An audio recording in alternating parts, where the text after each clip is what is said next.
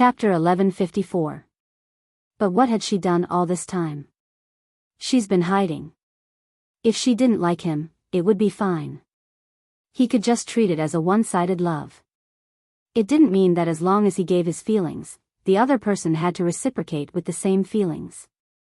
But she liked him. However, although she looked tough on the surface, she was timid from time to time. She was the kind of person who would be happy like a child if someone gave her a little bit of hope and sunshine. But as long as someone told her that the sunshine didn't belong to her, she would immediately go back into the darkness, curl up, and hide. Li Nanheng didn't intend to give her another chance to escape. After knowing her feelings, he just wanted to drag her out of her snail shell step by step. Behind Feng Ling's stubbornness, there was a timidity that others couldn't see. If she was allowed to be like this, she would only show her back and the back of her head to others. She looked tough, heroic, and fearless, as though everyone in front of her was just a passerby, but Li Nanheng knew that this was just a layer of cold, hard shell on the outside of her fragility. He had seen the warmth and love that Feng Ling had carefully tested. It was so pure and clean. Although her reaction was always slow, it was extremely sincere. He didn't want to hide her back in her hard shell because of the misunderstanding 3 years ago, and he couldn't let her continue to be so timid. Feng Ling could no longer wear such a cold and unapproachable mask. If she was unwilling to take off this mask, he would take it off for her. But step by step until today, she used her hypocritical shell on the surface to hit the heart that he held in front of her with his hands again and again. How could she be so cruel? Feng Ling felt that the man's hand had unexpectedly reached into her clothes and was even ruthlessly trying to carve something on her body. It was very heavy, and wherever his palm passed, it was slightly painful. She bit her lips and turned her face away. Just as she was about to scold him, she suddenly heard footsteps approaching from outside. Her eyes flickered and she was about to speak, but at this moment, the man bent down and harshly pressed his lips against hers. Feng Ling immediately frowned. Under the man's angry kiss, she also stared at his black eyes angrily. She glared at him angrily, but he didn't close his eyes. The two of them looked at each other very closely, and their lips hurt. Their eyes also hurt from staring at each other, but they didn't let go. Suddenly, there was a knock on the door. Feng Ling's heart suddenly trembled with fright. She leaned against the door plank, which was just a very thin plank made of local trees in Cambodia. It was just a temporary war camp of 11 base, so it was very simple. When the door plank was knocked gently, she seemed to feel the vibration and force between the fingers of the person knocking on the door. Feng Ling, have you found the charger? My cell phone is running out of power. Lend it to me. Tam's voice rang outside the door, and then he knocked twice.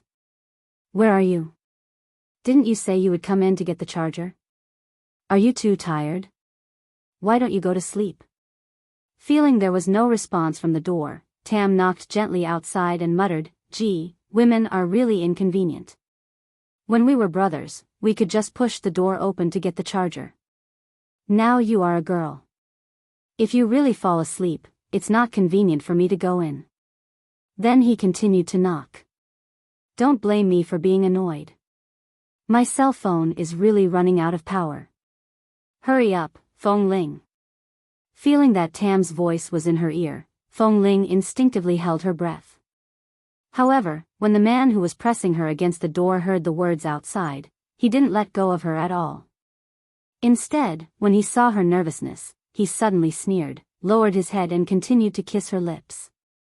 When she was not paying attention, his tongue swept up and the kiss was so deep that she almost sobbed. She tried hard to hold back her tears and glared at the man who was acting recklessly, warning him that there was someone outside, but Li Nanheng still didn't close his eyes. He kissed her deeply, entangled the stiff tip of her tongue in her mouth, and watched her expression full of worry, embarrassment, and panic as if he could only find some comfort in her anxious expression. Seeing that she was more nervous, he kissed her deeper. Even his hands kept moving behind her, and his hands had already moved past the secret button of her underwear. Because of the movement of his hands behind her, Feng Ling only felt a layer of goosebumps on her back. She glared at him and was so angry that she was about to bite him. However, when she opened her mouth to bite him, the man suddenly let go of her lips, pressed his forehead against hers, and whispered while panting against her lips, "Tell him, there is someone in your room, En? Are you crazy?" Fong Ling was so angry that she whispered, "Where are you now? Mr. Mo's life is still in danger. How dare you flirt here?" Before she finished speaking, she was kissed hard by the man again. Tam, who was standing outside the door, seemed to hear something, but he couldn't hear it clearly. He thought it was Fong Ling playing with her mobile phone inside, so he knocked on the door a few times and asked, "Fong Ling, are you asleep or awake? Don't mess with me. I'm really waiting for the charger to be used urgently." Hearing that Tam was really anxious, Fong Ling raised her hand and pushed hard on Li Nanheng's shoulder, but the man held her tightly, sucked her lips, and continued to press his hand against the door. If she moved a little more, his hand would definitely make a clear sound on the door. Fong Ling felt as if she was threatened now. She glared at him and raised her leg to attack his lower body, but the man pressed her leg down the moment she moved, looked down at her, and said lightly, "Mo Jingshan won't die. You're not Jin Wan. Why are you so anxious?" "I'm about to die of anger because of you." "Are you really stupid or just pretending to be stupid? Can't you tell I'm angry?" "What the hell are you angry with?" Fong Ling said angrily. "Fong Ling." Tam's voice came again from outside the door. "Who the hell are you talking to? What are you doing inside? Was there someone else in your room?" Speaking of this, Tam suddenly paused and turned to look at another room opposite this one. The door was closed, and he remembered that it seemed to be the place where Boss Lee lived recently. Chapter 1155. Looking at the door of the room for a while, Tam hesitated and walked over. He knocked on the door, but no one was there. He raised his hand and tried to push the door again, only to find that the door opened and was not locked. But there was no one in the room. But he remembered that Boss Lee was not outside at this time, and it was not the time for Boss Lee to take the lead in patrolling. So where was Boss Lee at this time? A few seconds later, Tam seemed to think of something. He suddenly turned to look at the tightly closed door of Fong Ling's room and suddenly took a step back as if there was a thorn in his back.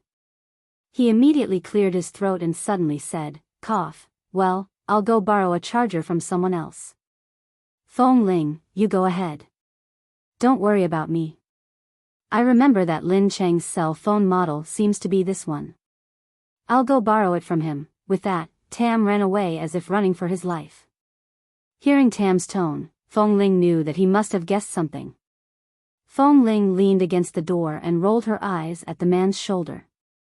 When she raised her eyes again, the man took advantage of the fact that the people outside had left and was about to pick her up and throw her onto the bed.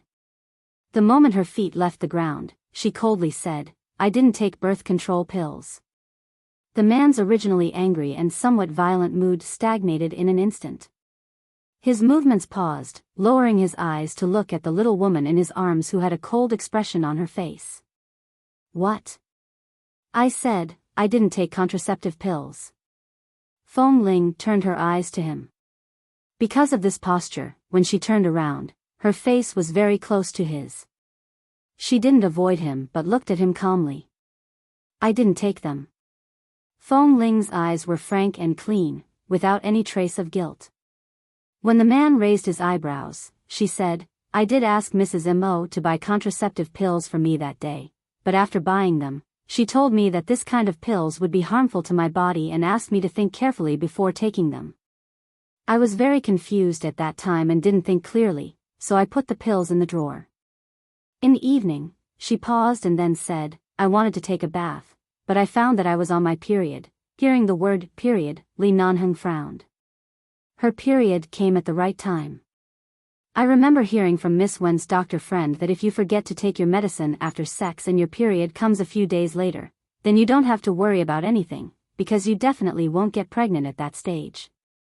I just had sex with you and my period came at night, which means that I definitely didn't win the lottery, so I simply didn't take the medicine. The medicine has been in the drawer in the bedroom," she said as she looked at him. Today is the 3rd day of my period. If you don't believe me, you can try it yourself. Since she said so, then it must be true. There was no need to believe or not. However, Li Nanheng still instinctively carried her to sit on the bed and reached his hand down. Sure enough, he felt a soft thing under her lower body. No wonder she looked normal today, but she didn't look very well. It turned out that she was on her period. It was inevitable that she would feel a little uncomfortable after coming here from High City, but she was used to holding back her discomfort. Of course, she wouldn't easily say this kind of thing. Although it wasn't the first time that they had done it, Gu Ning couldn't remember how many times they had done it during the night and the morning in Tea City a few days ago. Gu Ning had touched Gu Ning's body from head to toe. However, during her menstrual period, allowing a man to touch her lower body to see if she was really wearing a sanitary pad was really too intimate. Although it was nothing, it was really too intimate. Feng Ling didn't speak anymore, but the accusation and displeasure in her eyes were obvious. At this moment, the anger on Li Nanheng's body had also subsided, and it had completely subsided. So his anger just now was actually just a misunderstanding. At that time, he almost did something to her. He glanced at the marks left on her neck that had yet to fade, and then at her slightly pale face. He stared blankly at the way she was forcefully held in his arms. Li Nanheng coughed, slowly withdrew his hand from under her knees, and tentatively pressed it against her stomach. Then do you feel uncomfortable now? Does your stomach hurt or, my stomach hurts? Feng Ling didn't want to hide anything now, looked at him coldly, and answered directly. Li Nanheng, facing Feng Ling who cried in pain, he felt even more guilty in an instant. He hurriedly rubbed her stomach with his hand. Does it hurt? How long has it hurt? It has been hurting since you came in. I wanted to come back to lie down and rest after taking the charger for Tam, but the dog pressed me against the door and bit me for a long time. Feng Ling continued to look at him coldly. Li Nanheng, after a long while, he said helplessly, sorry. His hand was still slowly rubbing her stomach. Feng Ling didn't want to talk to him and was about to get up from his arms. Although Li Nanheng was reluctant to let her go, seeing that she was really angry, he knew he had wronged her, so he quickly let her go. Feng Ling was finally free. After getting down from his legs, she reached out and pulled his shoulder, trying to make him stand up. Li Nanheng stood up. He thought she had something to say, but Feng Ling pointed to the door with a dark face. Get out. Li Nanheng, I apologize. I don't need your apology. Get out. I want to rest. Li Nanheng, I was impulsive just now. If you are really angry, you can punch me, I don't want to do anything now. Get out. Feng Ling lost her patience. She reached out and pushed him out. She pulled open the door and pushed the man out without a care. Then she closed the door. Knowing that she was angry, Li Nanheng didn't force her. After being pushed out of the door, he wanted to stand outside the door and repent. At this time, he had to admit his mistake quickly. Otherwise, this little wife would really give him the cold shoulder for several days. However, just when he was pushed out of the door, Tam, who had finally borrowed a charger from someone else's room, was happily walking here with a charger and a data cable in his hand, whistling. He was just passing by, but suddenly ran into Li Nanheng who was pushed out of the door by Feng Ling. The two men looked at each other, and Li Nanheng glanced at him expressionlessly. With just a glance, the smile in Tam's eyes and the whistling sound in his mouth all stopped abruptly. Oh my God! The mighty and cold Boss Li was driven out of the room by Feng Ling. What should he do now? Was it too late to pretend to be blind? Kiss me for monthly votes. Chapter 1156. Tam secretly asked in his heart how to save his life now. Turn around and walk away, pretending not to see it? But his eyes had met Boss Li's eyes. Otherwise, he could just pretend not to know what had happened and continue to pass by. But just now he knocked on the door for a long time. Obviously, it seemed that he had ruined Boss Li's plan. Now Boss Lee's expression seemed to be about to eat him. If he really couldn't do it, he could only poke his eyes. Cough. Tam coughed lightly, and then suddenly turned around. While touching the wall on the side, he narrowed his eyes and said, "Oh, when I went to dismantle the mines nearby yesterday, my eyes may have been injured by the gunpowder in the small mine that was accidentally detonated. Why are my eyes blurred? Who is standing there, Kay? Is it you?" Li Nanheng. Tam walked out with his back to him, touched the wall, and then reached out to touch his back, and then said, "Oh, look at my eyes. I really can't see clearly. There's no one around me. My name is Kay. I don't know how many days it will take for my eyes to recover. Alas, I'm finished. I'm going to spend the rest of my life with these eyes. I can't see anything." With that, after walking a little further, he sped up the speed of touching the wall, and finally sped up his pace. When he reached the corner near the door, he slipped away. The next day, when everyone woke up, they found that Mrs. Mo had helped them clean up the camp and even helped them wash the socks of the base members. The fragrance of laundry detergent wafted in the bulletproof shed of the entire camp. "Mrs. Mo, you ate jerky and dried fruits all day yesterday. Today, our people brought back some fish and shrimps from outside. We plan to grill some seafood near the river. You should go eat some fish too. You need nutrition every day." Fong Ling smelled the laundry detergent and walked into Jean Wan's room, only to see that Jean Wan's room was also unbelievably clean. Jean Wan insisted on doing something. She didn't want to be taken care of here doing nothing. She could understand her feelings, so Fong Ling didn't stop her, but she didn't expect Jean Wan to clean up so thoroughly. Although the men of 11 Base were not dirty, they smelled of blood and sweat. Besides, there were not many men who were obsessed with cleanliness like Li Nanheng. Most of them were careless men who were sloppy and casual. Even if the smell was not bad, the place where they were stationed didn't smell particularly good. It smelled really good now. Why did you even wash the socks? Fong Ling looked at the pairs of socks hanging outside and then at Jean Wan's hands. Did you wash them by hand? Otherwise, you all came in such a hurry and didn't bring any daily necessities. Do you think there's a washing machine here? Jean Wan said as she swept the floor.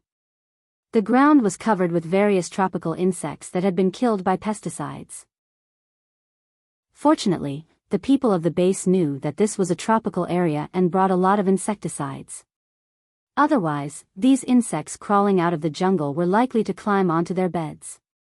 "Mrs. Mo, in fact, you don't have to do anything. Mr. Mo is a very respected and important person in our eyes. You should enjoy preferential treatment here. You don't need to do these things." Fong Ling wanted to go up and help. "If I don't do these things to keep myself busy, my heart will only be more chaotic. Are you worried about Mr. Mo?" Jean Wan lowered her hand and held the broom. After a moment of silence, she said softly, "Although I'm worried, I believe in you and believe that he will be fine." Fong Ling said, "Those people won't easily kill Mr. Mo. If Mr. Mo doesn't hand over the confidential information of the underground arms trade, they won't dare to touch him for the time being.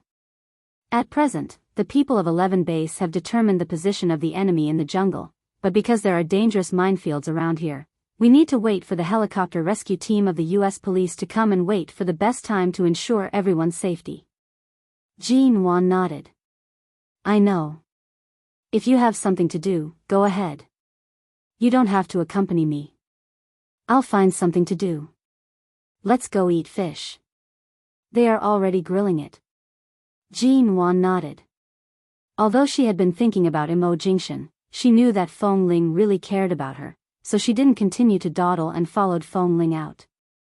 Fong Ling didn't expect that Jean Wan, who was often protected by her, not only didn't drag them down in such a place but even made everyone feel that Mrs. Mo's existence had become indispensable. She could wash clothes and cook. For these rough men, she was simply a goddess. Although Fong Ling was a woman, because of the environment she grew up in and living with this group of men, in some aspects, she really didn't know as much as Jean Wan did. For example, Jean Wan could make the fish they caught into fish soup and take Feng Ling to the nearby village to exchange for some food seasonings, oil, salt, and other things to make the fish soup more delicious. Even Li Nanheng, who had always been indifferent to Jean Wan, made a rare comment after tasting the fish soup Jean Wan made. It seems that Qin Sighting was telling the truth when he said that Jean Wan had become a good wife and mother. This Miss Ji really knows how to cook. I just didn't expect that the first time I tasted Miss Ji's cooking would be in such an environment. Jean Wan said, I think you usually eat well in the base in the United States. The food here these 2 days is really too perfunctory. So you stay in Cambodia, and now you plan to stay and cook for everyone? Li Nanheng looked at her with a faint smile. Why can't I? Are you sure you can bear this kind of grievance? In Li Nanheng's eyes, most women were delicate and troublesome. Even if not all of them were so delicate, they were not very useful. Except for Feng Ling, who was the only special one in his eyes, he really didn't care much about other women. As for Jean Wan, she was the woman in Mo Jingshan's heart. He couldn't treat his brother's woman too coldly. When it was time to take care of her, he would do her a favor. At this time, a little brother in the base sipped the fish soup and said, Mrs. Mo washed all our socks this morning. There should be nothing more grievance than washing dozens of pairs of socks at once, right? Li Nanheng immediately turned his eyes to Jean Wan. 2 seconds later, he said lightly, I think we'd better let Mo Jingshan run his own course. Don't save him. Jean Wan, what do you mean? Save him and let him know that his wife is cooking for us and washing our socks here. I'm afraid the consequences won't be good. Jean Wan, everyone. Chapter 1157.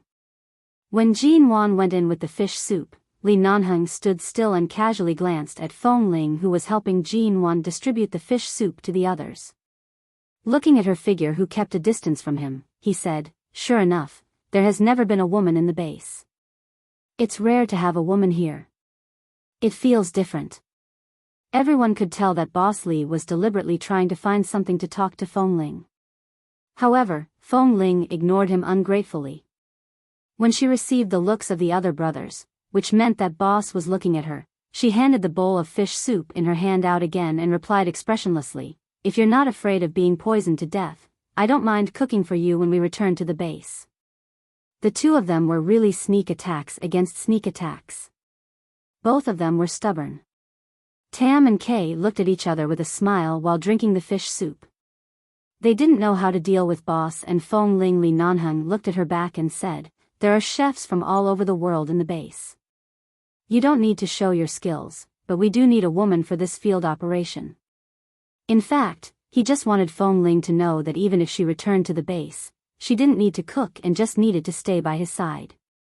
But obviously, she still didn't want to accept his invitation. She ignored him and continued to do her own things. After the fish soup was distributed, Feng Ling turned to go to the other side, but when she walked over, her wrist was suddenly held.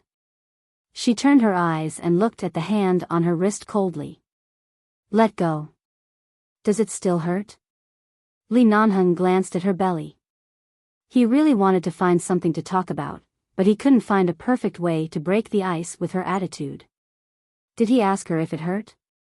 Why didn't he ask her if it hurt when he pressed her down on the bed in the hotel and in Wen Liqing's bedroom a few days ago?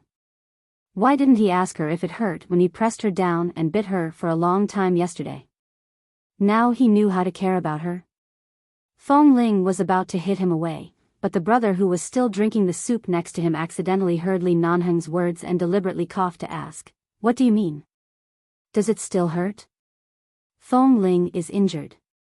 Since our boss Li asked about it in person, it must be a serious injury, right? Oh, Feng Ling, where are you hurt? Li Nanheng raised his leg and kicked him in the shoulder. Get lost. You're everywhere. The little brother chuckled and hid in the bulletproof shed with the bowl in his hands. At the same time, he tooted and glanced back, thinking, Boss Li cares about Feng Ling, but they are not allowed to care about her. I told you to let go. Feng Ling saw that many of the brothers around were looking at her curiously and gossipy. She tried her best to break free from his hand. Li Nanheng never felt the need to hide anything from these people. Most of the brothers in the base could see the relationship between him and Feng Ling, so there was nothing to hide. He didn't let go of her wrist and looked sideways at her. Obviously, she was really angry with him yesterday. Behave, okay? Get lost. Feng Ling impatiently raised her leg and kicked him. At this time, Jin Wan scooped another pot of fish soup and heard a strange sound in the dense forest. The brothers who came to help her carry the bowl lowered their voices and said, "Mrs. Mo, don't go there. Boss and Feng Ling are fighting. Don't hurt you." Jin Wan, in the past few days, although the brothers had been stationed in this place hard, waiting for the opportunity to enter and rescue, because Mrs. Mo always tried to cook delicious food, everyone's living standard had soared, and they all felt happy living in this place. In the evening, Feng Ling accompanied Jin Wan for a walk by the river, talking along the way. Jin Wan was not a particularly gossipy person, but she was very concerned about Feng Ling's affairs. She occasionally asked her about Li Nanheng, but Feng Ling mostly didn't answer. And these days, she had been avoiding too much contact with Li Nanheng. Even if everyone knew that there was a relationship between her and Li Nanheng, she didn't want to be so obvious and direct.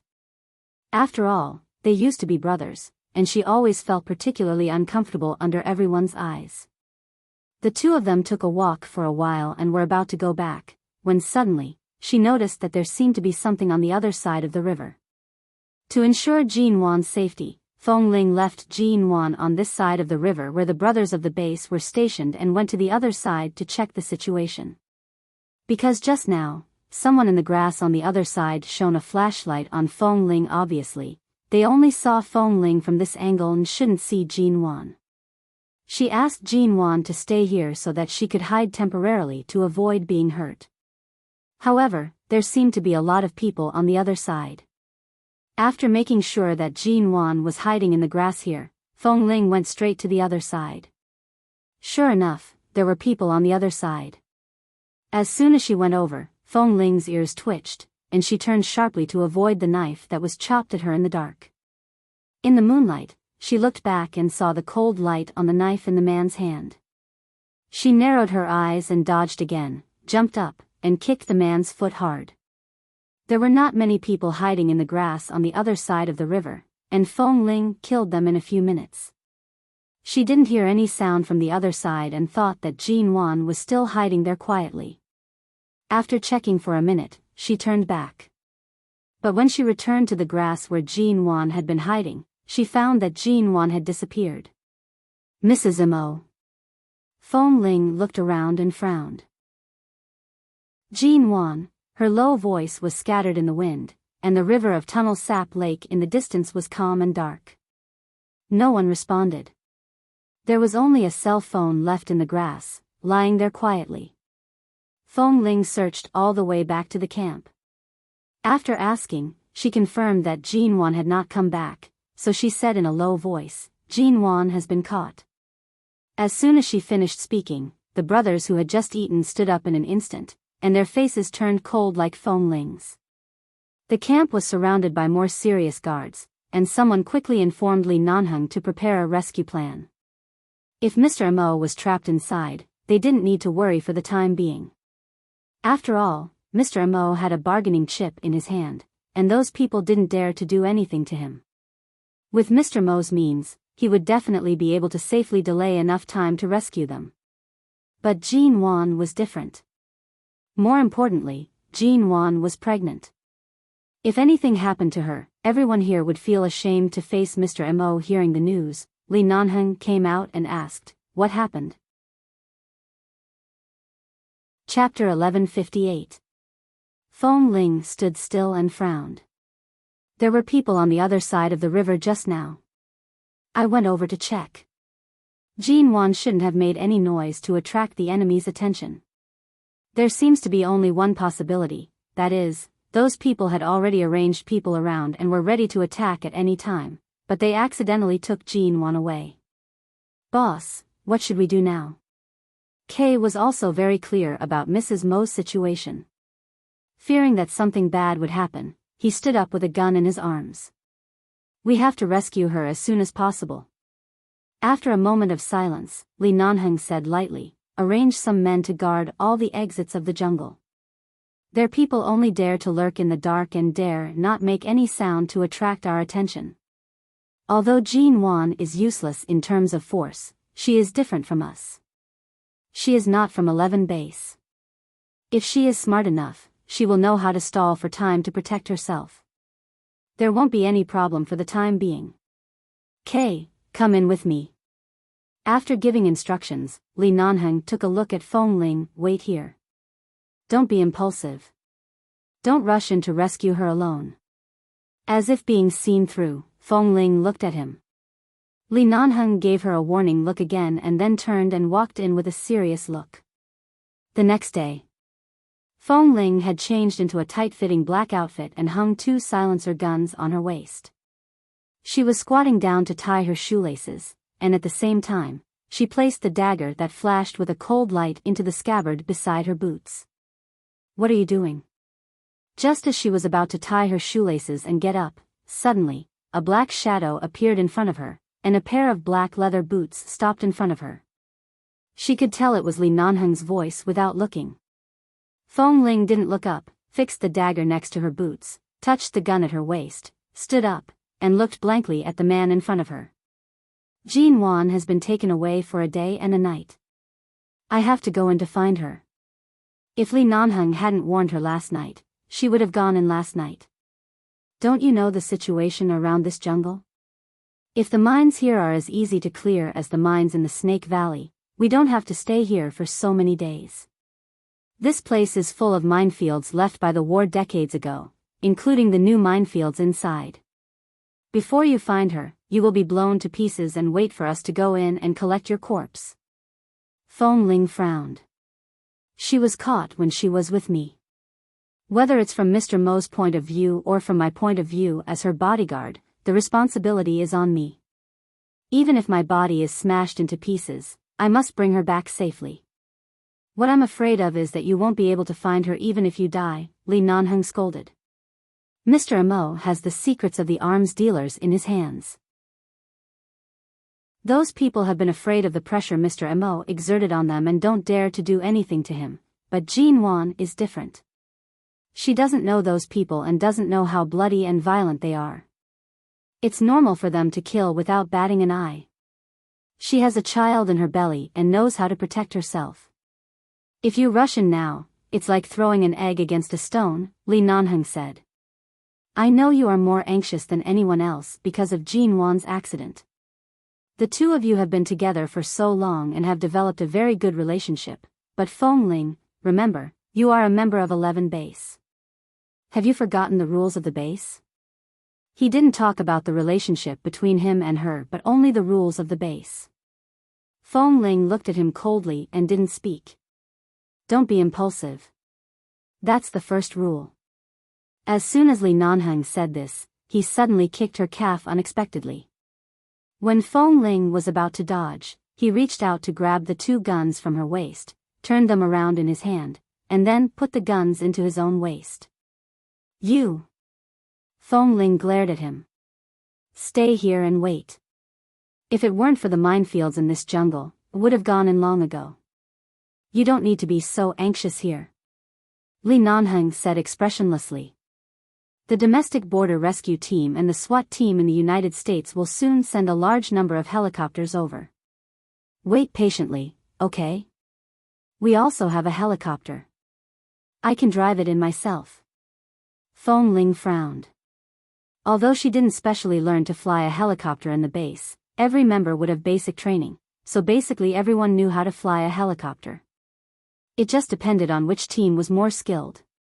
Bullshit.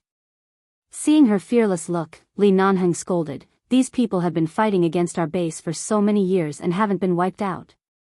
Now they have the ability to ambush Mo Jingshan, which is enough to show that they have set up layers of ambushes here, just waiting for our base to come in. If you fly in now, before you can parachute in to save him, you will be shot down by the people below. You have been on so many missions. You have always been calm and cautious, but this time, you can't calm down. Feng Ling clenched her fists, thinking of the way Jean Wan usually got along with her like a sister, and then of the scene when Jean Wan obediently squatted in the grass yesterday. She couldn't imagine what Jean Wan was going through now, but she was really uneasy and worried. If you can't calm down, go back to High City and wait for the news. We don't need you here. Seeing her expression, Li Nanheng scolded her again and confiscated her guns. Obviously, if she still wanted to continue to be impulsive, he would ignore her and turn to leave. Feng Ling looked at his back and then at the 2 guns on his waist. She secretly clenched her fists and abruptly took a step forward, reaching out to snatch the guns back. However, at the moment when she rushed over, Li Nanheng pressed her hand on his shoulder and threw her over his shoulder. When she needed to vent her emotions, he couldn't be too lenient with her. Otherwise, she would have nowhere to vent her uneasiness and irritation. Seeing that she kept attacking with a cold face to take back the guns, Li Nanheng raised his hand to block and only defended. In the end, he clasped her wrist and suddenly pulled the woman who was full of worry into his arms, buckling her in his arms. Seeing this, Feng Ling began to struggle in his arms, but he looked down at her white neck. All the marks on it had now disappeared, and it was as clean as white jade, covered with a thin layer of sweat because of the struggle. Seeing that she was still struggling, Li Nanheng lowered his head and bit her hard on the neck. Let me go. Feng Ling trembled in pain, and because of this pain, she managed to calm down a little and cried hoarsely. Chapter 1159. However, her slightly hoarse voice was hoarse to the man's bones. He tightened his grip and bit her neck even more fiercely. It was as if the marks from before had disappeared just like that. He was more or less indignant and wanted to leave something on her body. After not touching her for a few days, he seemed to be addicted to it. He couldn't wait for her menstrual period to end so that he could carry her into the grass and have sex with her on the spot. Hearing the sound here, Kay and Lin Ching thought something was wrong, so they walked over to take a look, only to see this scene in an instant. Shit! The 2 of them decisively covered their eyes with their hands and then peeked out a little to look over there. The corner of Kay's mouth twitched. What was going on? What was going on between Boss and Feng Ling? In the past, they had been hiding it in the base. Even if they really wanted to fall in love, they wouldn't be so blatant. Was Boss going to directly announce to the world that Feng Ling was his woman?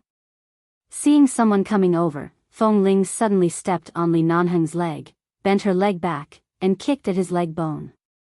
Li Nanheng released her in time and dodged to the side to avoid her attack. Feng Ling raised her hand and rubbed it hard on her neck, glared at him, and then turned to look at Kay and Lin Cheng. What are you standing there for? Kay coughed, saw the bite mark on Feng Ling's neck, and bitterly pulled the man next to him to leave, but Feng Ling subconsciously said, a snake came over just now and I was bitten. Boss just came to help me take the drug, so it's not what you saw. As soon as she finished her explanation, Feng Ling almost bit her own tongue. Even she couldn't believe her own explanation. As soon as she explained, Kay and Lin Cheng ran away even faster. Seeing them running fast, Feng Ling turned to look at Li Nanheng with a cold face, but the man was standing not far from her, with one hand in his trouser pocket and the other playing with the gun he had taken from her. He raised his eyebrows at her. Feng Ling closed her eyes, took a deep breath, and abruptly reached out her hand. Give the gun back to me. Li Nanheng snorted and did not answer. Instead, he said, speaking of being bitten by a snake, you were indeed bitten by a poisonous snake when you were on a mission. Do you still remember how I sucked the poison out of you? Feng Ling kept a straight face and did not speak. If it weren't for that incident, he wouldn't have found out that she was a woman disguised as a man. Or perhaps, even if he had discovered it long ago, he wouldn't have been exposed so quickly. At the very least, she could stay in the base for a few more years and live in peace. She gave up on the gun in his hand, turned around, and walked away. She then pulled out the dagger by her feet and threw it behind her. The dagger stabbed deep into the ground, and she left quickly with no expression on her face. Nanheng glanced at the dagger that had been accurately inserted into the ground by his feet and chuckled. He bent down to pick up the dagger and walked over. Because no one knew what had happened to Jin Wan, Feng Ling was in a particularly bad mood these 2 days. She was so angry that no one dared to provoke her. After all, Mr. Mo was missing, and they could calmly consider a careful rescue plan. They believed that with Mr. Mo's wisdom and ability, he would be fine, but they really couldn't guarantee Jin Wan's safety. Even if she could save her life, she was carrying a child in her belly. Even if both of them were rescued in the end, if Jin Wan's child couldn't be saved in this turbulence, everyone would definitely feel guilty. Especially Feng Ling. After all, she was responsible for protecting Jin Wan, but this time, not only did she not stay in High City to protect Jin Wan, but she also took Jin Wan to Cambodia. Now Jin Wan's life was hanging in the balance. Now anyone who mentioned Jin Wan's name in front of Feng Ling could see the obvious worry on her face. Even if she didn't mention Jin Wan's name, she was even less talkative now. She often didn't even eat but just sat in front of the temporary public computer in the camp and kept checking the new minefield map around. It was not difficult to see that she was seizing every opportunity to go in to find Jin Wan. She was so anxious that she couldn't stay calm. Besides, Li Nanheng had just offended her, so it was impossible for her to listen to him. Seeing Feng Ling sitting in front of the computer again, Li Nanheng glanced at the twinkling stars in the sky and then glanced at Kay, who had just returned from the patrol area with a sniper rifle in his arms and was about to have dinner. When Kay passed by him, he said, "Kay, I have a task for you." Suddenly hearing Boss Li's cold voice, Kay suddenly stopped and turned to look at Li Nanheng. Find a way to get Feng Ling drunk. Another word full of doubt, but this time he was obviously more confused than when Boss Li suddenly spoke to him. Don't get too drunk. Let her forget about Jin Wan for a while. Don't be so nervous. The rescue team will arrive before noon tomorrow. Before that, no one is allowed to act rashly. Obviously, she won't listen to orders rationally, and she hasn't slept for 2 days. In her current condition, she won't be able to concentrate on the battle tomorrow and will make mistakes. Li Nanheng said lightly, glancing over Kay's shoulder as if inadvertently glancing at Feng Ling, who was concentrating on checking the map of the minefield. The rescue team will arrive before noon tomorrow. Before that, no one is allowed to act rashly. Kay, boss, your words are too dignified. You want Feng Ling to go to sleep now, but you don't dare to coax her, so just say it. You want to get her drunk? But then again, Feng Ling had been very nervous since Jin Wan was taken away. It could be seen that she was really worried about Jin Wan and really blamed herself. When she was in the base, no matter how dangerous the mission was, no matter how desperate the situation was, she had never been so nervous. It had been 2 days. He really should find a way to calm her down, and the best way was to let her drink some wine. But now was there a suitable reason to let her drink wine? Boss Li threw a difficult problem to him. TSK, how despicable. I can find a way to get her drunk, but boss, where is the wine? Kay said, we came to Cambodia for a mission. At such a serious time, who dares to take the wine out of the base? Isn't he tired of living? Where can I get the wine? 4M. Chapter 1160. Li Nanheng glanced at the smallest bulletproof shed next to the camp and said in a voice that only Kay could hear, when Tam went to the nearby village to exchange for ingredients at night, he bought 2 jars of wine brewed by a local farmer. Kay looked at the things that looked like wine jars. No wonder he suddenly asked him to get Feng Ling drunk. It seemed that boss already had this plan. He actually allowed Tam to exchange for wine. That was to say, now they only needed one person who could compete with Feng Ling in the drinking competition. This person seemed to be him. But Kay clearly remembered that boss and Feng Ling were still kissing in the jungle. Why don't you go drink with her yourself? Li Nanheng glanced at him coldly. Did she look at me directly today? Of course not, but everyone was busy and didn't want to eat Boss and Fong Ling's dog food, so they didn't deliberately observe the situation between the two of them. But thinking about it carefully, it seemed that except for the ambiguous scene in the jungle, Fong Ling and Boss were with other brothers and didn't have any contact with each other. Kay wanted to ask more, but Li Nanheng had already given him a warning look. Go.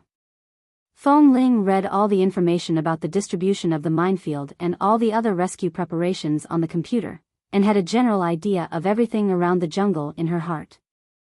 Although she wouldn't act impulsively, she really couldn't sit still, and the police reinforcements from the United States didn't come, which made her angry. But no matter what, even if she had accumulated a lot of dissatisfaction, she couldn't vent it. She did want to go out to explore the way at night when no one was paying attention, but she knew that if she acted rashly, she might only cause trouble for everyone, so she had been sitting here, thinking about how to save Jean Wan and killing time in this way. Otherwise, she always felt that Jean Wan was being tortured now, and her heart was being roasted on a fire. All right, don't stay here alone. Suddenly, Kay came over with 2 bowls and put them in front of her. Fong Ling looked away from the computer screen and at the bowls that Kay put there. These bowls were borrowed from a nearby farm a few days ago. Although they looked very simple, they were very clean. These bowls had been used for meals these days. Kay poured wine into the 2 bowls. I heard Boss say that no matter how much the American police delay, they will arrive at noon tomorrow at the latest. If they still don't arrive, we will go in and save them. Don't worry, there are still more than 10 hours before noon tomorrow. If they still don't arrive, we will go in and save them ourselves. Don't worry, there are still more than 10 hours before noon tomorrow. If something really happens to Mrs. Mo, it should have happened yesterday. If she can survive until now without any danger, I believe that she, like Mr. Mo, has the wisdom of survival of the fittest. She will find a way to protect herself. Don't be so restless. Fong Ling didn't speak for a while and just looked at the wine in the bowl. After a moment of silence, she asked, "Where did you get the wine?" In the afternoon, Tam and the others got drunk. When they went to the nearby farm to exchange things, they got 2 jars of wine, but Tam and Lei Peng were unlucky. They planned to secretly drink some at night, but they had to take the temporary patrol shift tonight. Since they had something to do, they couldn't drink a drop of wine. I have nothing to do tonight, so I got the wine. Kay said as he picked up a bowl and took a sip, and then sighed with satisfaction. Yes, this is the wine brewed by the local farmers. It's much better than those bought outside, and I heard that this kind of wine is not easy to get drunk. It's just to satisfy your craving. Do you want to try it? I don't have a preference for wine, and I can't hold my liquor well. I don't need it to satisfy my craving. If you want to drink, drink it yourself. Fong Ling didn't touch the wine. Gee, this wouldn't do. The task that Boss temporarily arranged for him at night was still on his shoulders. Try it first. It's really delicious. Kay said as he picked up the bowl and put it to her mouth. If you can't drink it, drink a little. Even if you don't get drunk, you can at least have a good sleep. Fong Ling didn't take it but said, I'm fine. I can't sleep even if I don't drink it. You can't be so tense all the time. You have to lie down and rest. I'm fine. Seeing this method didn't work, Kay thought for a while and suddenly lowered his head to whisper in her ear, what on earth happened between you and Boss Lee? Fong Ling, as he spoke, Kay looked down at Fong Ling's neck, where there was a faint bite mark. Today, Lin Sheng and I saw you and Boss. Before he finished speaking, Fong Ling suddenly took the bowl in his hand and lowered her head to take a sip. She just didn't know how to answer, and she didn't want to talk about Li Nanheng. However, she didn't know how to say too much, and deliberately changing the topic was too stiff, so she might as well drink to shut her mouth. As soon as she mentioned Li Nanheng, she suddenly drank it. Originally, Kay wanted to talk about love with her in depth and see if he could move her to drink a few mouthfuls of wine, but he never expected that as soon as he mentioned Boss Lee, she would drink it directly. His heart was also itching. Originally, his purpose was to get her drunk, but now he was really curious about what was going on between her and Boss, and more importantly, to what stage it had developed. However, Feng Ling was probably affected by the spiciness of the wine. After taking 2 sips, she endured the burning sensation in her throat and did not want to speak. She lowered her head and frowned as though she was drinking some medicine. She took a few more sips. Seeing that she just drank and didn't speak, Kay leaned close to her and asked, "Hey, don't think this can end the topic. Feng Ling, we've known each other for so many years. It was a coincidence that I brought you into the base. If there really is something between you and Boss, I can be regarded as half a matchmaker, right? You can't hide it from me." Feng Ling. She moved the bowl away from her mouth a little, still looking at the remaining wine in the bowl, endured the burning sensation in her throat, and asked in a low voice, "There's nothing to hide. What do you want to ask?" 4M. Chapter 1161. Kay immediately beamed with joy. "Nothing. I just want to ask you, how far have you developed with Boss? Have you?" He raised his 2 hands and hooked his thumbs together. Feng Ling understood. He was not just asking for a kiss, but a deeper question. She coughed lightly, looked at his gesture, and then looked down at the bowl in front of her. She didn't know how to answer. "Forget it, let's drink." Seeing that she suddenly lowered her head and continued to drink without saying a word. The little woman was slightly embarrassed and didn't know how to answer. Her attitude was clear. Needless to say, their little Feng Ling had most likely been eaten by that wolf, Boss, without any bones left. TSK, if he had known that she was a woman, alas, what was the use of knowing? If he had known it earlier, he would have been crushed by Boss Li like Xiao Fei and wouldn't have had a chance to get her. Whether he knew it earlier or later, the result was the same. They were just brothers. Kay sighed again. He sighed that he was saved by a 13-year-old girl in the jungle. The point was that this little girl was so handsome that he was won over. Otherwise, he wouldn't have taken the initiative to bring her back to the base. But speaking of which, if Boss Li and Feng Ling really got together in the future, no matter what, he had to let Boss Li have a good drink with him. At night, many brothers had returned to their small rooms to rest for the time being, but in case of emergencies, most of them slept in their clothes. The wood under the fires in front of the camp crackled and popped. Kay's alcohol tolerance was very good and he was a little dizzy. He watched Feng Ling drink 2 large bowls of wine. Li Nanheng walked out of the tent inside and happened to run into Kay, who was looking for a place to relieve himself. Kay opened his eyes in a daze and saw it was Boss.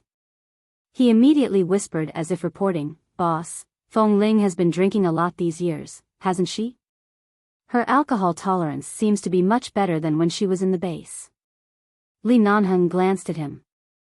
"Yes, she's much better, but she's still very weak." "How much did she drink?" Kay raised his hand and gestured 2 big bowls. "Not too much, not too little, just 2 full bowls." If a man with average alcohol tolerance drank 2 full bowls of this kind of wine, he should be drunk by now, but she has been sitting there, her face is not red, and she is not out of breath. When she talked to me, she was still very sober and not drunk at all. In order to drink with her, I drank the whole jar. Now she doesn't seem to be drunk, Boss. Well, I'm going to relieve myself, and then I'll come back and continue to drink with her. Not drunk yet. Yeah, he's not drunk yet. He's still sitting there waiting for me to go back. Kay said as he staggered back in a daze and pointed to Feng Ling and the public laptop placed outside. Look at her. She hasn't moved at all. Li Nanheng didn't respond and walked over. Seeing that Boss had gone over, Kay didn't continue to be long-winded, lest he talked too much with Boss here and aroused Feng Ling's suspicion. He hurriedly turned to the dense forest to find a place to relieve himself. Feng Ling was still sitting in front of the computer, and there was an empty bowl by her hand. Li Nanheng walked over and lowered his eyes to look at her. He saw that although she was sitting upright and staring at the computer screen, the standby power on the computer was running out. The power bar was flashing with a red light of 2%. She continued to stare at the computer screen as if nothing had happened. He approached, but she didn't seem to notice and was still staring at the screen. Lee Nanhung's intuition told him something was wrong. He walked around her and looked at her again, only to see that her fingers seemed to be typing on the keyboard, but there was no page on the screen. She was typing in the air, which was obviously a little mechanical. Lee Nanhung immediately understood something. He lowered his eyes to look at the little woman with a pair of round eyes, leaned down, and sat next to her. Fong Ling N. The woman in front of the computer responded. Her voice sounded like when she was chatting with Kay, not as harsh and cold as when she faced him during the day. Hearing her tone, Lee Nanhung knew what was going on. He moved his chair closer to her and sat shoulder to shoulder with her. At the same time, he reached out to take the laptop on the small table in front of her, closed it, and put it aside. The computer beside Fong Ling's hand was gone. As if she didn't know what to do, she just sat there and turned to look at him in confusion. Looking at her blank eyes, Lee Nanhung wanted to laugh, but he didn't laugh out loud. He just looked at her. "How much did you drink?" Fong Ling was stunned but obediently answered, 2 bowls. "Is it delicious?" It's delicious," Fong Ling answered seriously, and then suddenly thought for a moment and said, "It's just a little spicy." It was rare to see Fong Ling sitting so obediently by the side and speaking so kindly. Lee Nanhung found that he really liked her when she was drunk. For example, last time, because she drank too much, she pretended to be a man in the hotel, took off her pants, and dug around in her pants. She was as cute as she could be. He glanced at her hand on her lap, reached out to hold her hand gently, held it in his palm, and rubbed it gently and lovingly.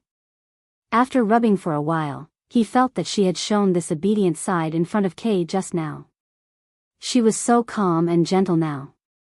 Did she think he was Kay? The man's good mood suddenly turned gloomy. He suddenly held her hand and asked, "Are you drunk?" "No." "Very good, people who drank too much would never admit that they were drunk." "Who am I?" he asked directly. Fong Ling looked straight at him. "Lee Nanhung." Seeing that she recognized him and knew who was sitting next to her and holding her hand, the gloomy haze on the man's face was swept away by the sunshine again. He held her hand tightly again. Seeing her obedient look, he whispered in her ear, "At this time, all kinds of tropical insects and ants are moving around outside, and there are a lot of mosquitoes. Come in with me to sleep, okay?" "All right." Seeing that she was obedient, Lee Nanhung took her little hand, stood up, and walked back. Kay came back from a distance and saw them, so he immediately slipped away.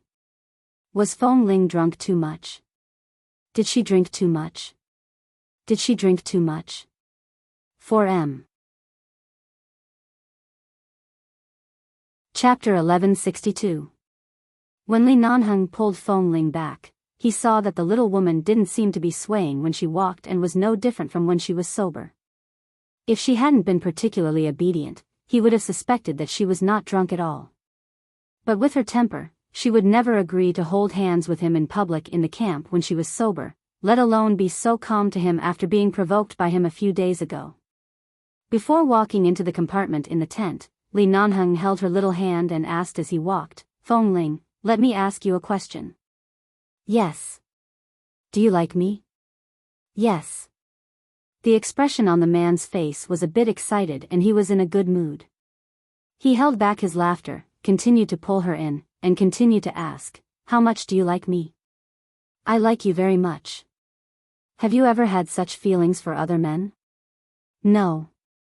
"Since you like me, why do you always hide from me? Can't you be nice to me?" "Because you are not a good thing." Lee Nanhung turned to look at her with a jerk. If it weren't for the fact that Fong Ling was still walking with him obediently, he would have suspected that she was not drunk at all. Seeing that her eyes were still a bit dazed, Lee Nanhung resisted the urge to knock her head and asked, "Why am I not a good thing? Do I not love you enough or do I not love you enough?" Because of his sudden question, Feng Ling stopped in her tracks. She turned her eyes and looked at him seriously. Seeing that although her eyes were dazed, they were especially serious, Li Nanheng felt a bit guilty after being stared at by her for a while, so he simply continued to walk forward. Feng Ling also followed him. However, when they arrived at the door of her room, Li Nanheng was about to push the door open when Feng Ling suddenly said, "Boss, your room is over there." Li Nanheng turned to look at her. She was already so drunk, but she still knew where his room was. "Well, I'll send you in. I'll sit here for a while and then leave," he answered seriously. Feng Ling looked at him doubtfully, but it was clear that although she still had a doubtful expression, she had temporarily lost the ability to think. She just looked at him as though she was not sure if she should let him in. Li Nanheng was about to push the door open when Feng Ling said, "Boss, you can't go in." "Why can't I go in?" Li Nanheng raised his brows and turned to look at her. Feng Ling also answered seriously, "You just can't go in. You have to give me a reason." Feng Ling watched him for a long time before saying seriously, "If you enter my room, I'm afraid I won't be able to control myself." Can't control it? These words made Li Nanheng decisively turn the knob on her door and push the door open. There was a faint smile in his eyes, but his expression remained calm and serious. "What do you mean you can't control it?" "That's right."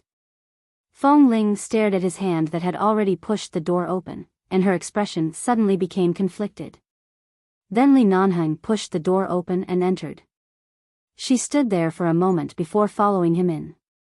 Earlier, she had said that she didn't want him to come in, but after she followed him in, she seemed to subconsciously close the door behind her.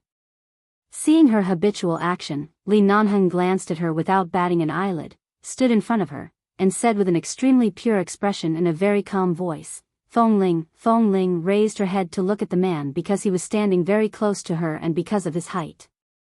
The man bent down to whisper in front of her face, "What did you say just now?" "Can't control myself?" She didn't speak but just looked at him. Seeing that she didn't move, the man didn't know whether she was embarrassed to say it or her mind was stuck. He felt that he had to cherish this moment and couldn't let her be stuck like this. He simply raised his hand and stretched out 2 fingers in front of her. "How many is this?" Feng Ling blinked blankly. 2. Just when Li Nanheng was about to say that she looked normal, the short-haired little woman in front of him suddenly took a step forward, approached him, and abruptly bit the 2 fingers he raised. Li Nanheng, it didn't hurt. She clearly didn't want to bite hard, but when she suddenly bit down lightly, the tip of her tongue inevitably brushed against her fingertips, which made his heart itch unbearably. Li Nanheng didn't pull his fingers out. He just watched her biting his fingers and his voice became lower. "Are you so drunk?" "I'm not drunk," she insisted. I'm not drunk." The man wanted to laugh but didn't. Feng Ling's alcohol tolerance was indeed not ordinary. It seemed that even if he let her drink in the future, she could only drink in places where he was present. He definitely couldn't let others see her like this. After drinking too much, she didn't act crazy or rush to sleep. She just seemed to be in a state where her consciousness seemed to be outside the sky. She looked normal, but her normal consciousness had flown to nowhere. It was really too cute. He really couldn't let others see her like this. Otherwise, his little wife might not be able to hold it in. He couldn't let her bite his fingers anymore. Seeing her biting him with blurred eyes, the man felt the obvious change in his lower body, but after all, this was not a suitable place. Firstly, the sound insulation was not good. Secondly, right now Jin Wan and Mo Jingshan's situation was not clear, and he couldn't concentrate on doing those things at this time. Furthermore, her period should not be over yet, so he still had to endure it. Li Nanheng suddenly put down his hand. Feng Ling's mouth was empty, but she didn't react much. She just looked at him with some regret as he instinctively took a step back. She blinked and then said as if she had been wronged, "Boss Li, am I particularly fierce?" At least he knew his place. Li Nanheng raised his eyebrows. No, you're not fierce. You're particularly cute. Fong Ling looked confused. How am I cute? In the end, Li Nanheng couldn't help but raise his hand and pinch her cheek. You're always cute. Except for you, I'm 80% sure I'll never look at any other woman in this life. Fong Ling looked at him blankly. Oh. Oh, what? The man then glanced around her room. There was no bathroom like the one in the hotel. If she wanted to pretend to be a man and go to the bathroom while standing, he probably wouldn't be able to fulfill her wish. However, just as the man was curious about what she would do after drinking too much this time, the woman in front of him suddenly stepped forward half an inch and directly pressed into his arms. The moment the man lowered his head to look at her, she suddenly tiptoed and pressed a kiss on his lips. Li Nanheng didn't move. His nose was filled with the woman's wine fragrance. At first, there was a moment of surprise in his eyes, but he concealed it perfectly. He only looked at the woman who suddenly took the initiative to kiss him. Chapter 1163. Very soft. Very hot. Very tempted. The kiss was over. Or rather, Fong Ling only pressed a kiss on his lips. After a while, she moved away and stepped back a little. The man resisted the urge to pull her back into his arms. As though he was afraid of scaring her, he lowered his eyes and said softly, "Is this what you mean by you can't control yourself?" Fong Ling blinked again, and then nodded seriously. N. The man could no longer hide the smile on his face. You like me very much, N? Fong Ling answered honestly, N. This time, she even nodded, as though giving a very accurate affirmation. Then don't control yourself. The man curved his lips. Fong Ling looked at him for a while and suddenly raised her hand to cover her eyes shyly. She abruptly turned her back. No, I'm shy. Li Nanheng looked at Fong Ling, who was suddenly so shy. Why are you shy? Your man is right in front of you. Besides, you've even slept with him. It's not like we're talking about feelings between children. Just say what you want to say and do what you want to do. Show me your courage to go into battle. The man poked her slender shoulder and began to patiently guide her. Fong Ling seemed to believe his words. She put down her hand that was covering her eyes and hesitantly turned to look at him.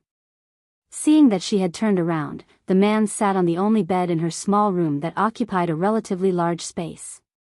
He casually stretched out his long legs and raised his arms to the sides. He gave her a look. Come, do what you want to do. However, Fong Ling stood there and did not move for a long time.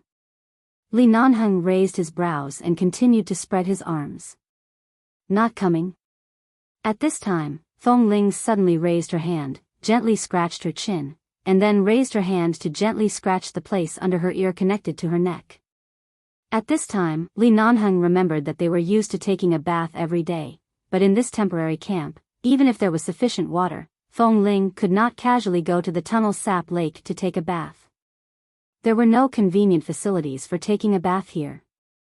For the past 2 days, she had been wiping herself in the room with the door closed before going to bed. She hadn't wiped herself today and had been pestered by Kay to drink outside. This place was too stuffy, and there was no air conditioning in the small room. There was only a fan that could temporarily cool her down, but at this moment, the fan was not turned on. She must be a little uncomfortable because of the heat. Although he still wanted to guide her patiently, he couldn't just watch her sleep like this after drinking too much. He was afraid that she wouldn't be able to sleep comfortably. Li Nanheng sighed and patted the bed beside him. Come here and sit down. Fong Ling looked at him for a while, walked over, and sat down obediently. Li Nanheng got up and went out, spent a few minutes to get water, and then found the towel she used in her room. He washed it, wrung it out, and came back. He wiped her face that was a little red, and then wiped her neck that she had just scratched, helping her to wipe away the sweat around her neck. Then he leaned down to look at her, raised a finger, and gently hooked her chin, a little flirting and a little wanting her to continue her uncontrollable actions just now. Do you feel better? Fong Ling nodded, sat there comfortably, and closed her eyes, waiting for him to continue wiping for her. Li Nanheng, she really didn't know how hard it was for a man to sit here like this and let him do whatever he wanted. No matter what he did, she wouldn't resist. He took her hand and wiped her exposed arms and hands. Then he tugged down the collar of her wide t-shirt. He saw that she was wearing a tight black camisole and didn't expose too much of her body.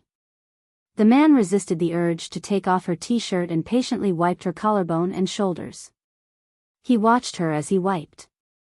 At this moment, Fong Ling had already opened her eyes again, but not completely. She was comfortably narrowing her eyes to look at him.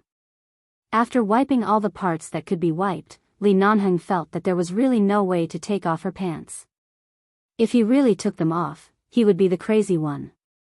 He could only do this. He threw the towel back into the basin and looked down at her. Done. Do you want to sleep or do you want to do something? I want to drink water. Wait. Li Nanheng looked back at the table beside her bed. There was a kettle and a glass of water commonly used in the camp. He turned and walked over to pour a glass of water. To prevent dust from gathering in this kind of place, he simply rinsed the glass with water, poured more than half a glass, and handed the glass to her. Drink it. Fong Ling took the water and drank it without saying thank you.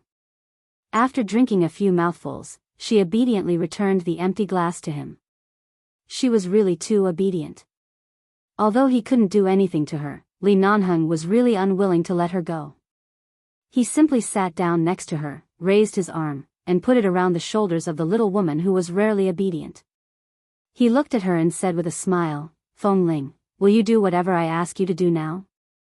Fong Ling seemed to be stunned for a moment and seemed to be analyzing the meaning of his words. After a few seconds, she said, Then I'll ask you something. Answer me seriously. All right. Li Nanheng, after that night at Rogers Pass, why didn't you tell me for so long? Fong Ling, I'm a little flustered.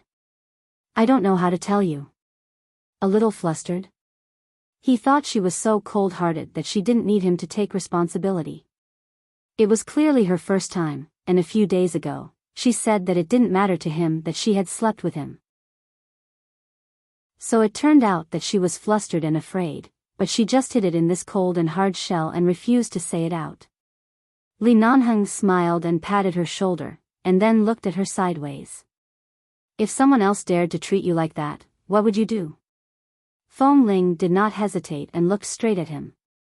Except for you, no one else has a chance to treat me like that. Li Nanheng, am I a very special one in your heart? Fong Ling, yes. Li Nanheng's smile almost reached his ears, but he still looked serious, feeling that it was too shameless of him to ask her what was on her mind. He'd better ask something normal. Why don't you want to go back to the base? He asked. Chapter 1164. Even if boss has helped me regain the face I once lost, I don't want to break so many rules. Even if there are many people who welcome me back, there are still different voices. I don't want to affect the balance of the entire base because of me. I also don't want Boss Lee to be pressured and threatened by the outside world because of me. I'm fine outside. Returning to the base is not my only choice. Li Nanheng nodded. Boss Lee, you're right. Indeed. When she was kicked out of the base 3 years ago, perhaps the base was the only thing she could rely on. But she was not the kind of person who was so weak and helpless that she couldn't open up a new life. In the past few years, she had been living a good life outside. She was free and there was nothing bad about it. The documents in the base were also there. If one day she was tired outside and wanted to go back, she could go back at any time. Or like now, if there was anything she could do, she would fight side by side with the brothers in the base. There was not much difference from before. The only difference was that she was freer than before. Her choice was understandable and very rational. Li Nanheng asked again, when did you know that you were related to the Fong family? This time, Feng Ling paused for a moment before answering, because of the piece of jade that I always wore on my body when I was young. One time, I found it. I only vaguely felt some connection, but I didn't want to investigate the truth. I don't really care about this. It could be seen that she really didn't care. If you are really the daughter of the Feng family, do you want to go back? No. Li Nanheng, because what? Feng Ling, I don't like Feng Mingzhu. His answer was really straightforward. It would have been better if he had said this earlier. Why did he have to be so cold and awkward as usual? Li Nanheng smiled and raised his hand to rub her soft hair. It's up to you whether you want to go back or not. No one will force you. As for Feng Mingzhu, you don't have to worry too much. With me around, she can't cause any trouble. No matter where she is, you have me to support you, en? Feng Ling blinked and suddenly imitated him to rub her hair. She raised her hand and touched his head a few times. Li Nanheng, although he still wanted to ask some serious questions, he couldn't help but ask the first one, you didn't let me in just now. Were you afraid that you couldn't control something? Feng Ling didn't answer for a while but looked at him with a burning gaze. Li Nanheng raised his eyebrows. Then I'll allow you to sleep.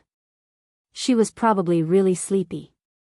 She stared at his eyes for a while and said, I'm afraid that I like you too much and can't control myself. Li Nanheng raised his eyebrows. Then like it. No one will stop you. Feng Ling. I still want to kiss you. Li Nanheng continued to raise his eyebrows higher and higher. Then kiss me. I can't ask for more.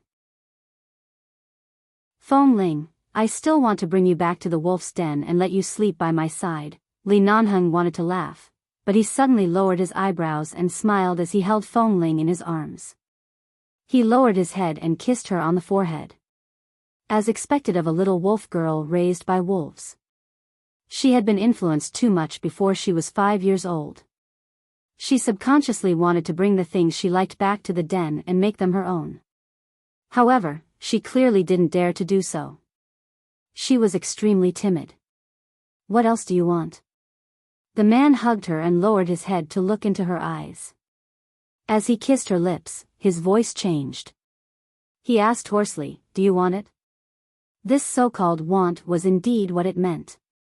He already wanted to kiss her and bring her back to the wolf's den. He might as well ask directly. Feng Ling didn't hesitate. She allowed him to hold her and looked at him with incomparable sincerity. Yes. The man's eyes instantly deepened. His voice also became hoarse. He pressed his lips against hers and said, what do you want? I want you. Although it was indeed the answer he wanted to hear, Li Nanheng suddenly felt a little regretful when she suddenly said it in this kind of atmosphere. He tightly held the woman in his arms, who was still on her menstrual cycle and in this small room with poor soundproofing in the camp. He buried his face in her neck and kissed her again and again. He asked about the faint and fresh scent on her body again and again, but he could not resolve this terrible desire that could kill him. He kissed a shallow hickey on her neck and then hugged her. He almost pressed her into his body and said in an unusually hoarse voice, little Feng Ling, you really want my life. He knew that if they continued to kiss and hug like this, he would really die on the spot from suffocation, but he couldn't bully her at this time. Moreover, even if she helped him with this broken place, he wouldn't be able to clean himself up now that he had to go out at the last minute. It wasn't a suitable place to do anything. Li Nanheng resisted the urge and put the little woman in his arms, who was as obedient as a cat, on the bed. All right, go to sleep. Just as he helped her tuck in the quilt and was about to get up, Feng Ling suddenly raised her hand and grabbed his hand. Boss, sleep with me. Li Nanheng, he looked down at the state of his lower body. He really King felt that he had shot himself in the foot. Why did he make her so drunk and torture himself like this? There was still a hard battle to fight tomorrow. Who could bear being teased like this? I'll go out first. I'll be back in a while. You sleep first. Li Nanheng just wanted to go out and find a place where there was no one to solve the problem by himself before coming back. However, Feng Ling held his hand and didn't let go. She didn't speak and just stared at him as if she wouldn't say anything even if he really left now, but there would definitely be disappointment in her eyes. Li Nanheng looked at her for a while. A few minutes later, he was defeated and could only lie down.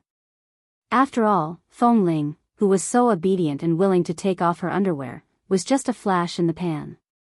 When she sobered up, who knew how she would roll her eyes at him?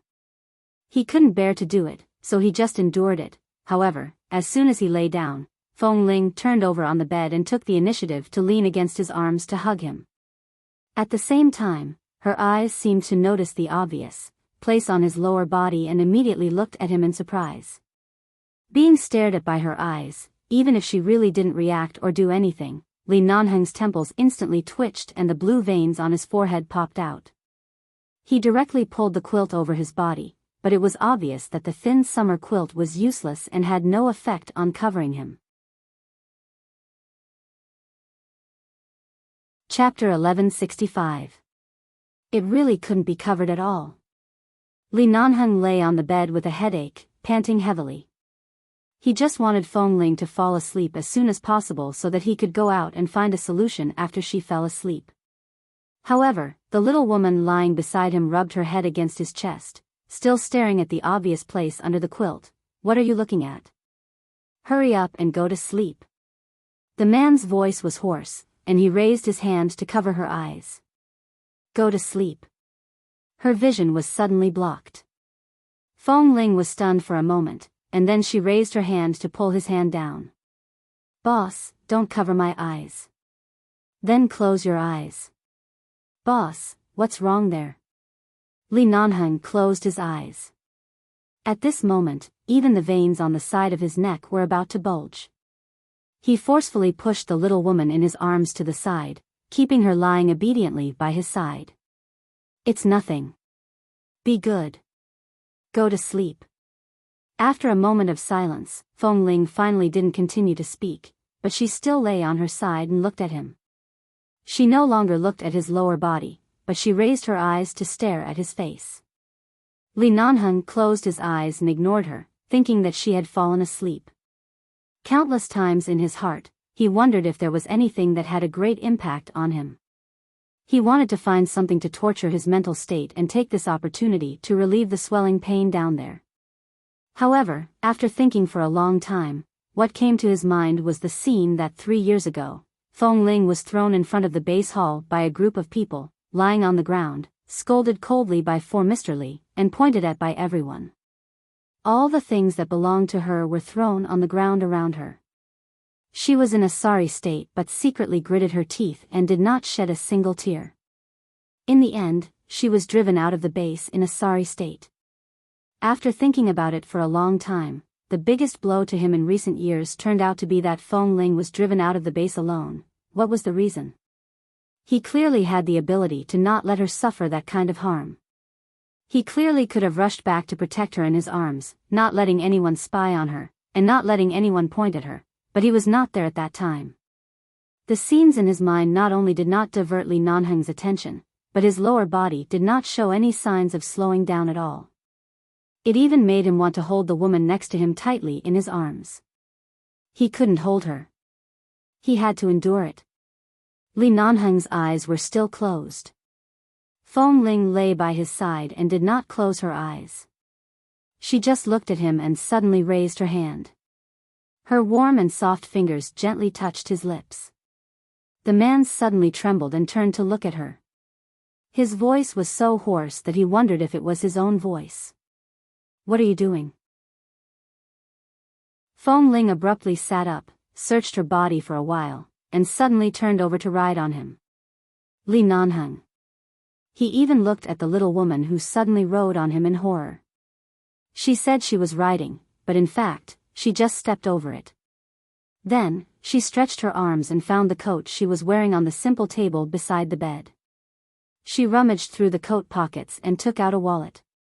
Then, she took out 2 bank cards. Li Nanheng was about to collapse. He silently counted down in his heart.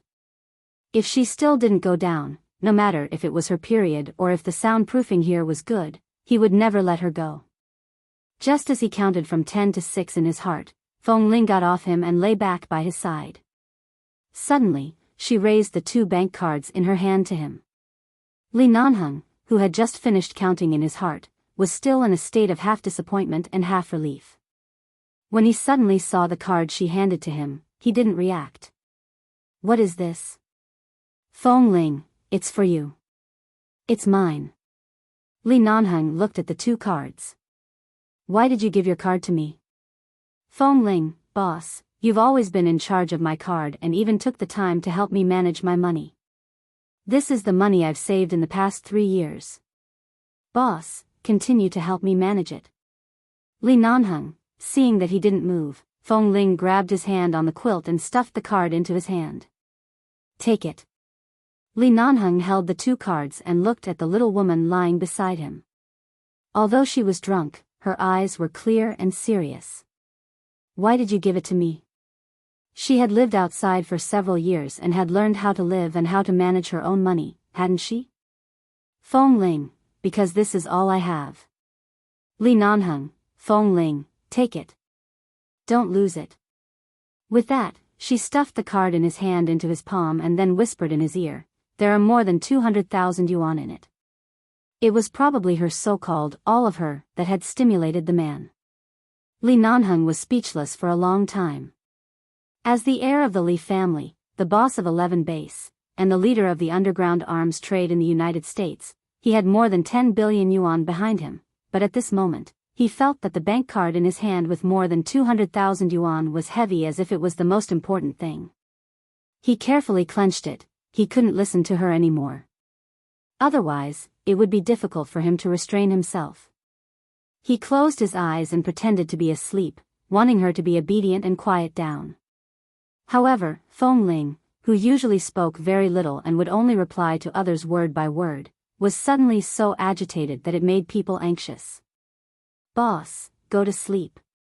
Boss. Sleep, boss, you, Li Nanheng couldn't bear it anymore. He suddenly turned over and pressed her under his body. His red eyes hid the man's excessive restraint and forbearance. If you don't sleep now, even if you are on your period, I have 100 ways to make you unable to sleep. Shut up and sleep, Feng Ling. She stared at him blankly as if she understood something from his words, but also as if she didn't understand. Facing her eyes, Li Nanheng felt as if he was being fried in a pan of oil. He released her anxiously and was about to get up to leave. He really couldn't stay any longer. He had just propped up his arms on both sides of her body when suddenly, as if afraid that he would leave, Feng Ling raised her hands and wrapped them around his neck, pulling him down hard. Caught off guard, Li Nanheng fell back and hit her lips hard. More importantly, she took the initiative to raise her head and catch his kiss. She didn't know how to respond, but she still took the initiative to hold his neck and refused to let go. Li Nanheng did not move. He looked at the woman under him and saw that her eyes were wide open as though she was half awake and half intoxicated, but her eyes reflected his face. It was him. Only him. Pitter-patter. The last string of reason in his mind was broken. 4M. Chapter 1166. Li Nanheng went crazy and pulled her hand down.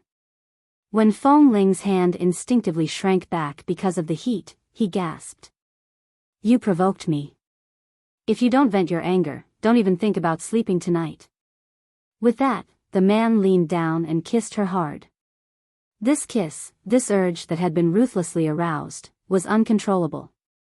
He didn't know if it was Feng Ling who gradually took the initiative to move his hand up and down, or if it was Li Nanheng who seduced her step by step and kissed her, teaching her how to make him more comfortable. When Feng Ling no longer needed his hand to hold her down, he had already held the woman tightly in his arms, hugging her, kissing her, and their lips and teeth were entangled. His mind was filled with thoughts. Just now, his rationality had been completely depleted.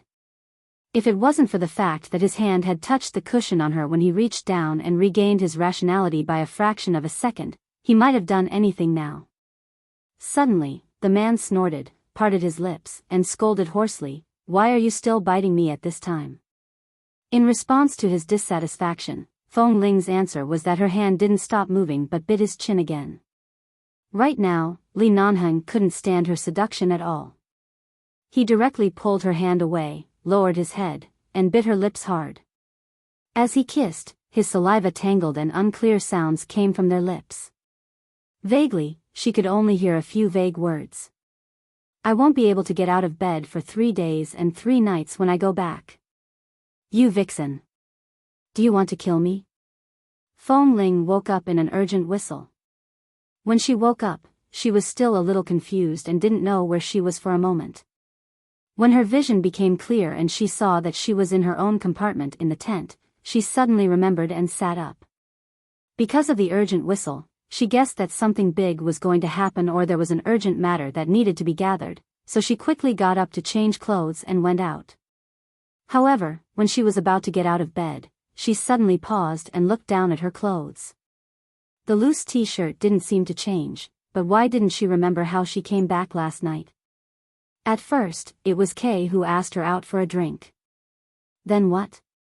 She was about to reach for her phone to see what time it was, but the moment her hand touched the phone, she suddenly felt sore. Not to mention her hand, even her wrist was sore. That feeling was just like when she was in the base. Nanheng would drag her out to do devil training at night, and she would stand on the shooting range holding a gun all night. She felt that her 5 fingers were sore and stiff, and she couldn't move them anymore. She clenched her fists back and forth. She couldn't remember what had happened, but she seemed to have held a gun in her dream last night. There seemed to be something wrong with the gun's handle. It was terribly hot, but she still held it for a long time. If it was a dream, then why was her hand so sore? The urgent whistle sounded again and again. Without thinking too much, she picked up her cell phone and took a look at it. Then she pulled up the black uniform, quickly put it on, and rushed out. When she rushed out of the tent, she saw that many people were ready to go. She heard several acquaintances muttering as they ran outside. It seemed that there was a situation in the dense forest. In addition, the American police had arrived early. In order to get Jean Wan and Mo Jingshan out of danger in time, they immediately organized an emergency rescue team. But it was not early. The original plan was to go at noon, but it was almost 9:00 in the morning. She didn't expect that she would sleep so late. She must have drunk too much last night, but she didn't know if she was drunk in front of Kay or if she was particularly embarrassing. At this time, Kay came over and stood in a row with her. After the sniper team drillmaster assigned them weapons, he threw a new sniper rifle to Feng Ling and gave her a look of approval. He believed that even if she hadn't returned to the team for training in the past few years, with all her previous achievements, she would definitely be able to snipe from a distance. Feng Ling held the gun steadily and nodded to the drillmaster. At the same time, she adjusted the angle of the gun in her hand and checked everywhere. After confirming that there were no bullets in the gun, she carried the gun on her back, retracted her hand, and subconsciously lowered her head to look at her hand. Why did her wrist and hand still feel sore? Boss. Boss Li, when Li Nanheng's figure appeared in everyone's sight, Feng Ling also turned her head to look at him, but her eyes were cold and emotionless.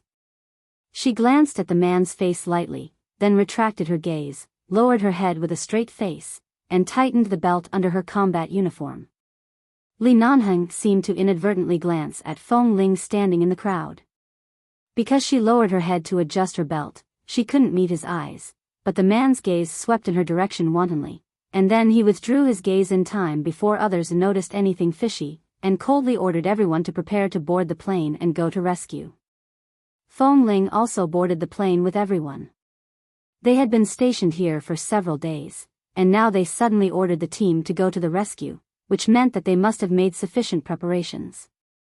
But the helicopter she boarded was the same one as Kay's, and Li Nanheng, the rescue team of the American police, and the commanding army were in the front.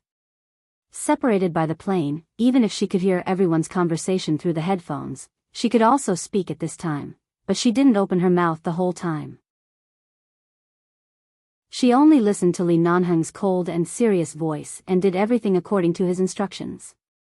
After successfully flying into the center of the dense forest, everyone looked at a fixed electronic device in the cabin, on which various red dots showed the famous positions and the explosive range of the buried mines.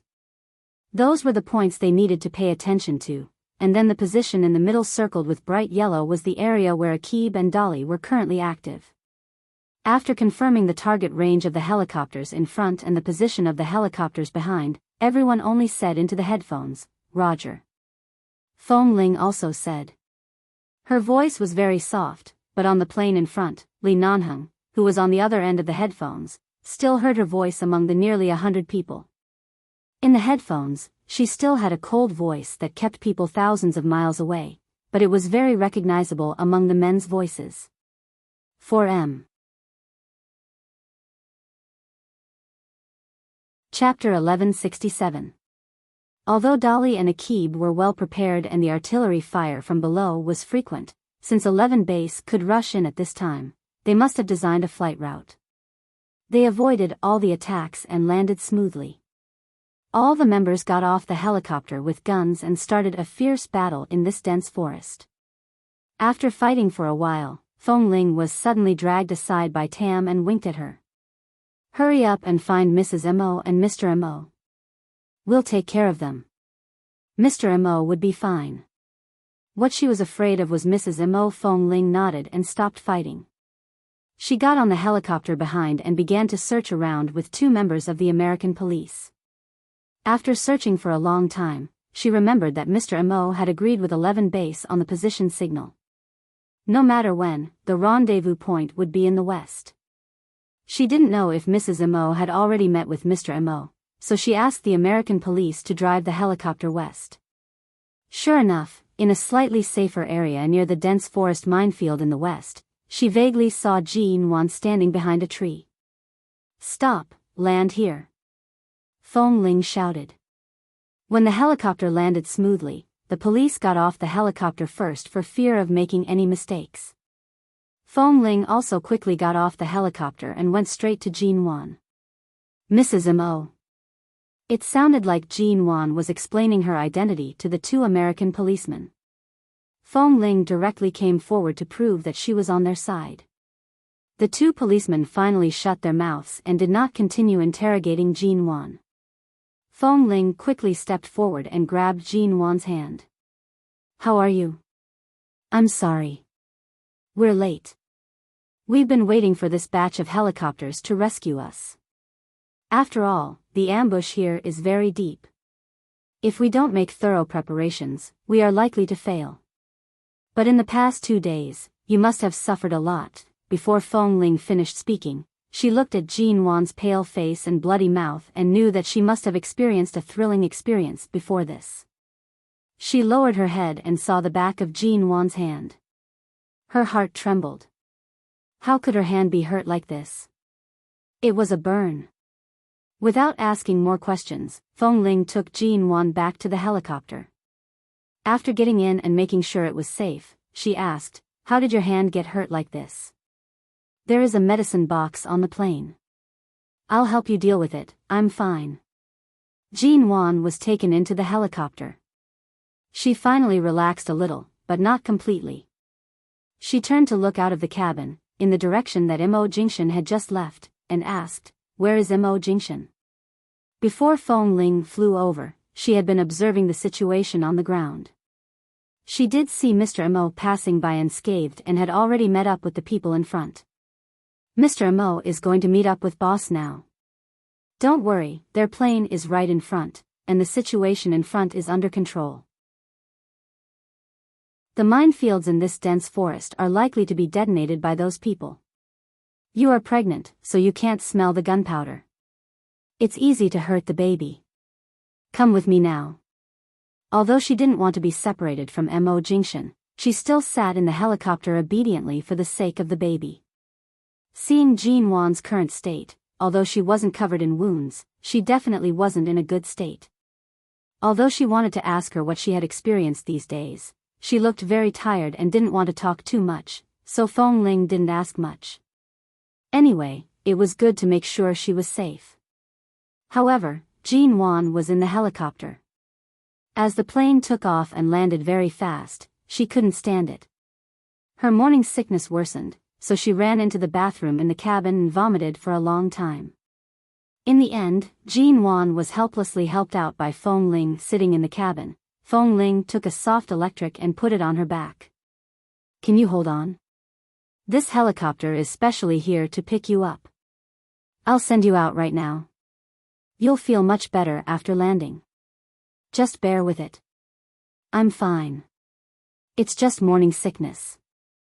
"I'm not sick," Jean Wan said weakly. "You don't have to send me out first. I'll wait for them with you." Feng Ling looked at her and didn't speak. She just helped her treat the wound on the back of her hand. Although she knew Jean Wan was very tired, the burn on her hand was really terrible, so she asked, "Is this a burn? Why is it so hot?" "I did it on purpose. They asked me to send him food and set up a trap. Whether he eats or not, it's the worst result. In order to prevent him from facing this choice, I spilled the whole pot of boiling soup on my hand," Feng Ling said in a low voice. Feng Ling paused and frowned. She had been in the base for a long time and was surrounded by men. In the years she lived outside, most of the women she knew were ordinary women who didn't have particularly good self-defense skills. It was more accurate to say that they didn't even have the strength to truss a chicken. But she had never seen someone like Jean Wan. She didn't have any martial arts skills, was just a simple and pure woman, and was even pregnant. But in her bones, there was a yearning for life and faith in life, as if there was a light, persistent and bright. "Maybe you should let Mr. Mo make the choice. He must have a way to protect himself without hurting you," Feng Ling said. Jean Wan was silent for a moment. "Yes, if I throw this problem to him, he may deal with it very carefully, but I didn't think so much at that time, so I used the stupidest method." "This is not a stupidest method. This may be a deep love. You'd rather be covered with scars than let the other party suffer any difficulties. Mrs. Mo, you've done a good job." When Feng Ling said this, she wrapped the gauze around her hand and suddenly remembered that in the Boston jungle, Li Nanheng was so injured that he couldn't even stand steadily, and even his breathing was irregular. However, when she was almost killed by those people, he still stood behind them with a gun like a god. He opened fire to help her. He stood there covered in wounds and didn't let her suffer any more injuries. Feng Ling had never figured out how Li Nanheng could still stand in that situation. How did he do it? At this moment, such a sentence suddenly burst out of her mouth. When she tied the gauze on the back of Jean Wan's hand, she couldn't help but tighten her hands. As if there was an answer in her mind. Li Nanheng's feelings for her were not limited to liking her, right? Or even love? Thinking of this word, Feng Ling's heart skipped a beat. 4M. Chapter 1168. Due to Jean Wan's insistence, the plane took off and landing in a safe spot in the middle of the dense forest. Seeing that Jean Wan was very tired, Feng Ling took care of her for a while and allowed her to rest in the cabin. Seeing that Jean Wan had fallen asleep, Feng Ling watched over her by the side. The sky gradually darkened. Mr. Mo came over. Feng Ling saw that Jean Wan had also woken up. After reminding her, she walked out, leaving the space for the two of them. The two of them had just been through a great calamity and survived a desperate situation. They must have a lot to talk about. It was really inappropriate for her to be here. After leaving the cabin, Feng Ling had been guarding outside the plane. From time to time, she would look at the fire and flashlight near the wooden houses not far away. Occasionally, when she heard some strange movements, she would subconsciously grip the gun behind her and look around coldly. After confirming that there were no problems, she retracted her hand and continued to quietly lay by her side. However, her fingers still paused slightly. Ever since she woke up this morning, there had been a strange feeling in her palm. That feeling was very strange. She lowered her head to look at her hand and felt that there was nothing special. She touched it with her hand and found that it was not hot. In the darkness of the night, the sounds of insects and birds chirping could be heard. Fong Ling placed her hand down and quietly guarded outside the plane. Not long after, Officer Entz suddenly sent someone over. Fong Ling then turned back to the cabin. The moment she entered, she abruptly saw that Mr. Amo had already taken off his blood-stained shirt. With just a quick glance, Fong Ling very consciously and decisively took a step back. She did not enter but stood outside to say, "Mr. Amo, Officer Entz, who is in charge of the American police this time, is looking for you." "Got it," Mo Jingshan replied mildly. After a while, Mr. Amo had put on his clothes again. He was still wearing the blood-stained black shirt, but Jin Wan had helped him deal with the wound. Although the man's face seemed to be seriously injured, Mo Jingshan and Li Nanheng were actually the same kind of people. They both had high self-control and forbearance. No matter how serious and painful the injury was, they would not show any pain on their faces. He just walked out with indifferent eyes as if the wound on his body were not his. Seeing that Mo Jingshan had left, Jin Wan was worried and was about to come out. Fong Ling couldn't let anything happen to her now, so she rushed over and blocked the cabin door. "Mrs. Mo, rest inside. Don't come out." Jin Wan could only shrink her head back. After saying a few words to the two police officers outside, Fong Ling re-entered the plane. "Not going to sleep?" Seeing Jin Wan still sitting there, she asked. N. Jin Wan leaned against the wall. "Fong Ling, I feel like I'm watching a movie these days." Fong Ling smiled. "How can I see my hands covered in wounds while watching a movie? At least he survived, didn't he? At least Mo Jingshan is safe." "That's true." Fong Ling said lightly, "I've been on missions in the base these years and seen too many deaths. Being alive is indeed more important than anything else." Jin Wan smiled as if she didn't want to talk about such a heavy topic in advance. However, because she knew that Li Nanheng and Fong Ling came to rescue together, she suddenly teased her about Li Nanheng. Then Jin Wan mentioned the contraceptive pill in T-City last time. Fong Ling recalled the scene when Li Nanheng angrily pressed her against the door and bit her for a long time because of that contraceptive pill and said, "Forget it." Jin Wan smiled. "I'm really curious about how you and Nanheng got along. You used to be brothers. What's the meaning of this?" Fong Ling was expressionless. "Now we're still brothers." "Really?" Jin Wan smiled. "Why do I feel that you treat him as a brother, but he treats you as his woman?" Fong Ling coughed and subconsciously changed the topic. "Mrs. Mo, your hand was wet just now, wasn't it?" "N? Why don't I disinfect your hand again?" "Forget it. It hurts." Jin Wan put her hand behind her back. But Jin Wan clearly felt Fong Ling's indifferent character. Although she didn't know what Fong Ling was like when she was in the United States, at least after meeting Fong Ling in High City, she found that as long as Li Nanheng was mentioned in front of her, she could only maintain her composure on the surface, but in fact, she could see that she was a little irritable. Except for Li Nanheng, there seemed to be no one else who could make Fong Ling irritable. The matter in the jungle came to an end for the time being. On the way back, Jin Wan and Mr. Mo were in this plane. Fong Ling was supposed to accompany and take care of them dutifully. After all, the two of them were injured, and when they were in High City, she had long been used to seeing them show off their affection every day. It didn't matter if she was a third wheel for a while. Anyway, as soon as they landed on the ground and returned to the camp, she would immediately disappear. But just before the plane was about to take off, as soon as she put on the headphones in the cabin, she heard Li Nanheng's voice. "Fong Ling, come to plane 1." Jin Wan and Mo Jingshan didn't wear headphones, so of course they didn't hear it. Fong Ling turned her eyes to the two people who were still sitting there hand in hand and didn't know what they were talking about. Then she looked at the member of the police rescue team in the driver's seat. Before she spoke, she heard Li Nanheng's voice in the headphones again. Don't dawdle. I'll give you 1 minute to arrive at plane 1. She didn't know why he suddenly ordered her to go there, but now even if she left, there shouldn't be any danger approaching Jin Wan, so she put down the headphones and got off the plane. She quickly walked to the plane 1 where Li Nanheng took. As soon as she walked over, the cabin door suddenly opened. Looking at the open door, she stepped up. As soon as she entered, she saw that this plane 1 was obviously livelier than the ones behind it. Li Nanheng, Kay, and the others were all here, including the commander of the rescue team sent by China and Officer Entz from the United States.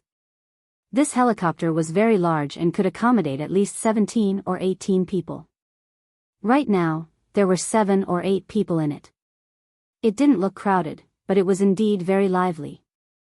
Feng Ling didn't understand why she was suddenly called here. After entering, someone came over to help her close the cabin door behind her. Li Nanheng was talking to Officer Entz. Hearing that she came, he turned to look at her and saw that she was standing there motionlessly. Why are you standing there? We're about to take off. Aren't you afraid of falling? Come and sit down. With that, the man casually patted the seat beside him. Feng Ling looked at the others, walked over, and sat down in the seat he had just patted. When she sat down, she turned to look at Li Nanheng. When the man noticed her gaze, he lowered his eyes to look at her. Their eyes met. Although Feng Ling didn't speak, it was clear that there was a question in her eyes. Why did he call her to plane 1? 4M. Chapter 1169. Before she could ask, Kay suddenly said, Aya, Feng Ling, is your EQ so low? Mr. Mo and Mrs. Mo just survived a desperate situation. The couple must have a lot of private things to talk about. Even if they don't treat you as an outsider, when you're around, they must have some feelings that they can't express. You've been on plane 6. If Boss Lee hadn't called you over, would you have flown back with them on plane 6? Feng Ling, Mr. Mo's injuries are very serious. He doesn't seem to have much energy. Then the couple's lingering eyes are enough for you, okay? It's not dangerous. You don't have to guard Mrs. Mo all the time. Is it because of Mrs. Mo's disappearance a few days ago that you're traumatized? Feng Ling didn't answer, but it was true. Last time, it was in T-City. This time, it was in Cambodia. Although there were reasons for Jin Wan's disappearance, in the final analysis, she believed that she should blame herself for not protecting Jin Wan well enough. It was her own lack of ability. She was indeed afraid that something would happen to Jin Wan again, but she didn't expect that these people thought she was an ignorant third wheel and even specially asked Li Nanheng to urge her to come over. She didn't speak again. After Li Nanheng finished speaking with Officer Entz, he smiled and shook hands with him. When he withdrew his hand, he directly sat on the seat on her side. The arrangement of seats in this helicopter was not the kind of small single seat. There were long and wide seats. Even the seats Mr. Entz and the others were sitting on were 2 sofa chairs along the cabin wall. The seat Feng Ling was sitting on was called a single seat, but it was not exactly. If 2 people really squeezed together, it could actually fit 2 people. Li Nanheng was now squeezing into her seat. The point was that he sat down next to her, and in order to make the 2 of them sit more comfortably, he put his arm on the back of the chair behind her casually. It looked like he was holding her in his arms, but the other people sitting here were not surprised at all. They just very consciously turned their heads away, chatting and doing their own things. Feng Ling, she glared at the man beside her. Looking at her fierce face, Li Nanheng sighed in his heart. She was as obedient as a kitten after drinking too much last night. At that time, she was so drunk that in the end, she was very obedient and did whatever he asked her to do. She used her hands to help him toss around for most of the night without saying a word. Now that he was sober, he put on an unapproachable attitude. Li Nanheng casually placed his hand on her back and placed it on her shoulder. At the same time, his slender fingers gently flicked her shoulder. Feng Ling stared at him, clearly glaring at him, warning him not to mess around in front of so many people. However, on this side, Lee Nanheng just squeezed next to her, half put his arm around her shoulder, and only smiled. His smile made her feel a little strange. Strangely, she felt that her face seemed to be instinctively heating up. At this time, the other people chatted as if nothing had happened. It was very obvious that no one would disturb them or pay attention to them. It was as if no one would interrupt them even if they casually talked about love. Li Fengling was about to speak, but at this moment, the man lowered his head, leaned close to her ear, and said in a voice that only she could hear, "You didn't sleep well last night. After getting up, you entered the dense forest. Are you tired?" Fengling's expression faltered and she glanced at him. "How do you know I didn't sleep well last night?"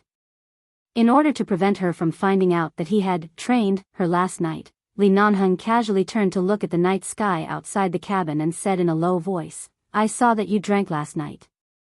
When you went back, you didn't sleep well.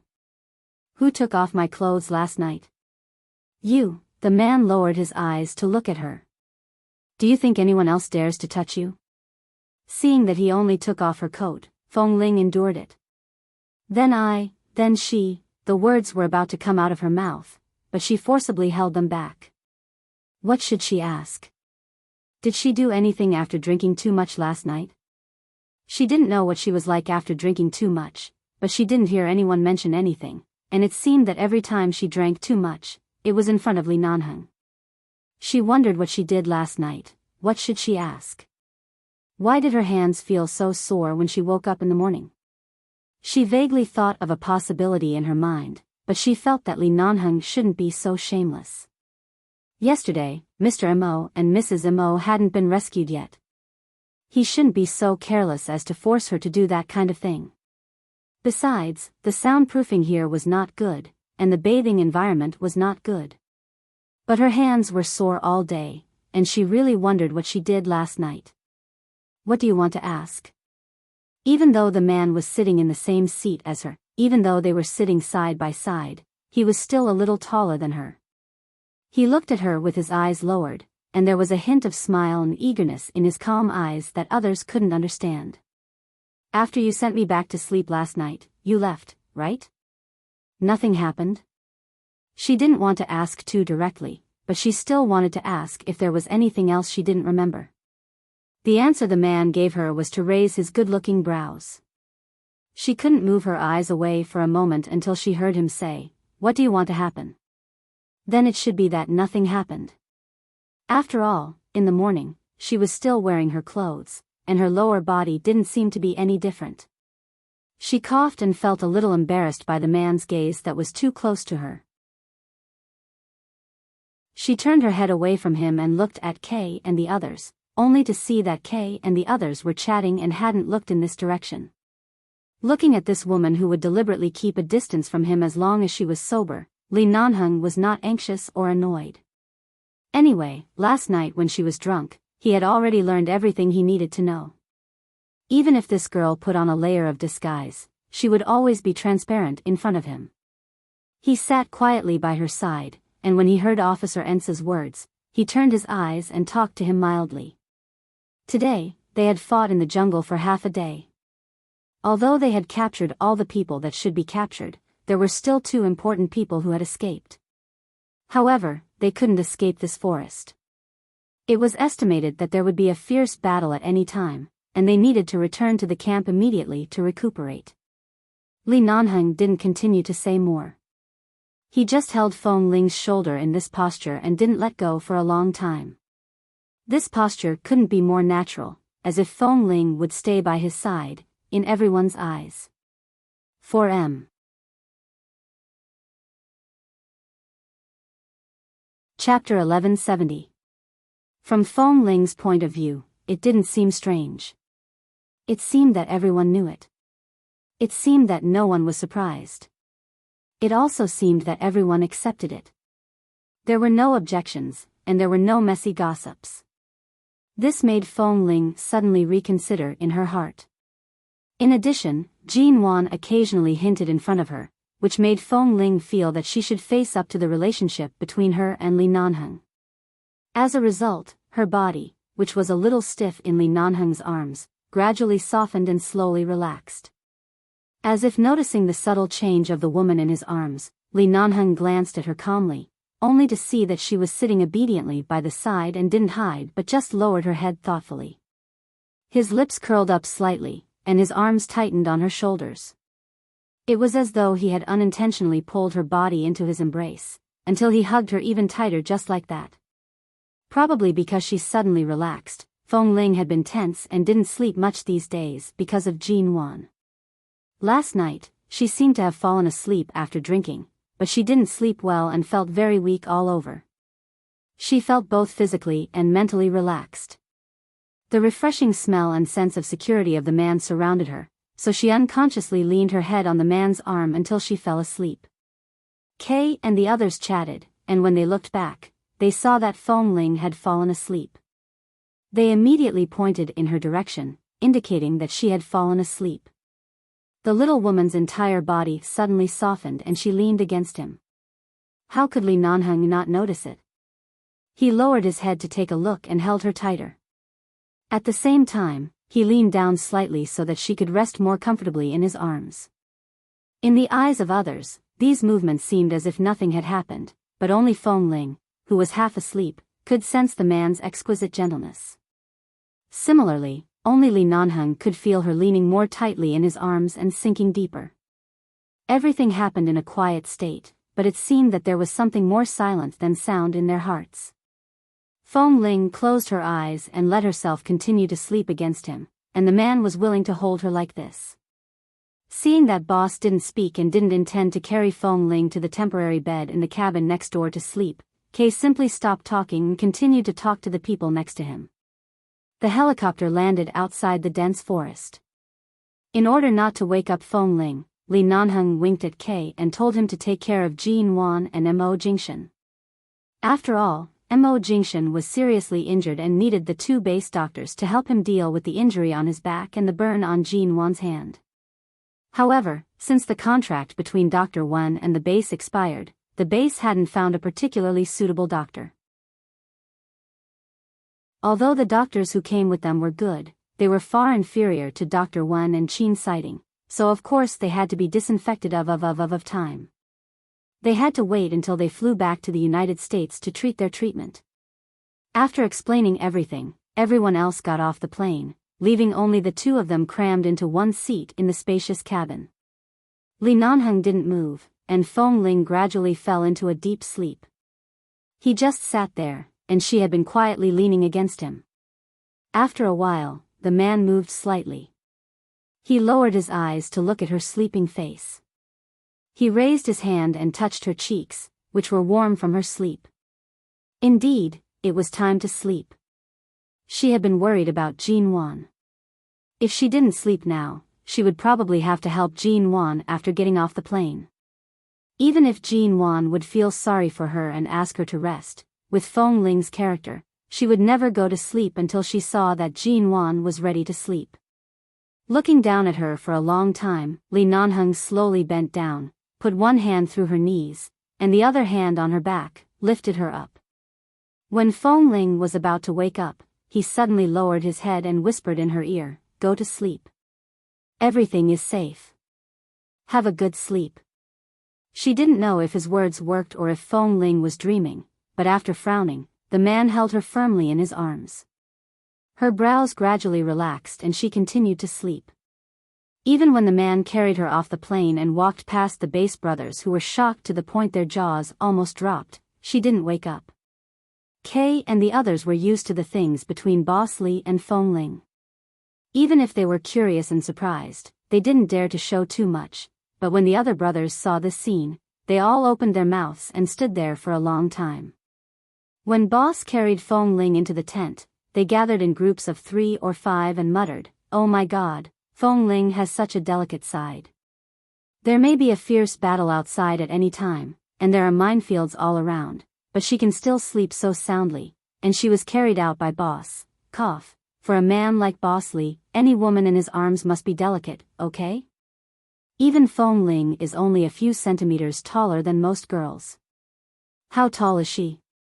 Is she 1.7 meters tall? Many female models are 1.8 meters tall. It's not surprising that she has such a delicate side in Boss's arms. Why isn't it strange? When has she ever treated Boss coldly? Our boss has almost been tortured by her to the point of having a deep hatred for her. But today, she actually seems a little sweet. Boss has been chasing her for so long. It's time to get some benefits, right? Li Nanheng had already entered the tent with Fong Ling in his arms, leaving all kinds of whispers behind him, and carried Fong Ling all the way back to her small room. As soon as he walked into her room, the memories of last night came flooding back like a tide. The man's body also had a more obvious memory of this place. Thinking of the little woman holding his hand yesterday, Li Nanheng restrained himself on the surface and gently placed her on the bed. However, perhaps because this bed was still a simple folding bed, it was a little hard. At least, it was not as comfortable as in his arms. Perhaps Fong Ling subconsciously felt that she was back, so she suddenly opened her eyes. The man maintained the posture of putting her on the bed. Seeing that she woke up and even sat up abruptly, he pressed her shoulder lightly. "All right, don't get up. Go back to sleep. I've asked Kay to send hot water to Mo Jingshan. There are doctors in the base. You don't need to help. Now all you have to do is to sleep." Indeed, it's time for Li Cute to receive some benefits, right? I'm looking for monthly votes. I want to chat with more like-minded people about, the warm wind is not as deep as your love. I want to chat about life and find a bosom friend. 4M. Chapter 1171. Fong Ling was really sleepy. She hadn't slept well in the past few days. Hearing his words and seeing the man's movements by the bed, she instinctively looked at his clothes and found that she had just been carried out of the helicopter by him. Since she didn't need to go to Mrs. Mo for the time being, she didn't have to worry about it anymore. Fong Ling didn't speak, closed her eyes, and continued to sleep as he said, but when she fell asleep, she gently pressed Li Nanheng's hand on her shoulder. Seeing her subtle movement, Li Nanheng sat by the bed with a faint smile on his lips. If it weren't for the fact that he really wanted her to have a good rest, he would have picked her up from the bed, held her in his arms, and kissed her hard. No hurry. He could kiss her when she woke up. Taking advantage of the way she pressed his hand, the man simply sat by the bed and did not leave. Instead, he held her hand in his palm. Fong Ling was half asleep, but she did not pull her hand out. Instead, she peacefully closed her eyes and quietly allowed him to hold her hand and accompany her by the bed. For her, especially for her after 3 years, this was a big step forward. Even if it was a very subtle change, Li Nanheng could feel her heart. Fong Ling turned over slightly and tilted her head inwards, but she didn't pull her hand out of his palm. Looking at her sleeping posture, Li Nanheng stretched out his other hand to push back the loose hair that covered her eyes and brows. Go to sleep. After we leave Cambodia, things will come to an end. Fong Ling didn't speak. After a while, she breathed evenly again and really fell asleep. The next day, Dolly, who had escaped in the chaos, set up an ambush in the jungle. Early in the morning, Mo Jingshan rushed to the jungle, and all the people in the camp were ready to go in to rescue the 8 poor children who had been kidnapped. When Fong Ling learned of the situation, she wanted to go with them, but before boarding the plane, Li Nanheng told her to stay here to protect Jin Wan today and not to go inside to help. As long as she protected Jin Wan, there would be no problem on Mo Jingshan's side. Knowing the seriousness of the matter, Fong Ling certainly believed in the strength of the other brothers of 11 base. She looked back and saw Jin Wan hurriedly coming out because she noticed the situation and went over to stop her. "Mrs. Mo, don't go there. A large area of minefield in the jungle has been detonated, and there will be continuous explosions. They have to go in to deal with the aftermath. You don't have to worry about it." "Then what are they going to do?"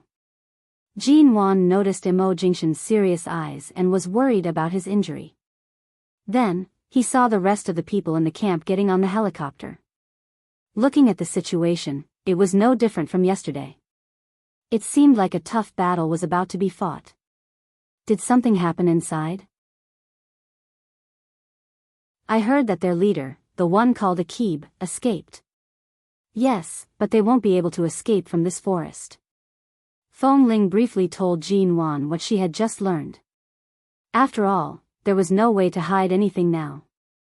The more she hid, the more it would cause Jin Wan to speculate and panic, so she could only tell the truth. Mr. Mo went straight into the helicopter with his injury. Jin Wan stared at him. Feng Ling knew she was uncomfortable, but she still had to stand in front of her. In fact, Feng Ling had come into contact with Akib and Dolly's methods before. Their despicable and shameless actions often targeted innocent women and children. The fact that Mr. Mo had gone there with injuries showed how bad this matter was. Although Feng Ling firmly believed that the brothers of the base could wipe them out, she was still a little worried. After all, she was not at the scene, and women were naturally prone to worry.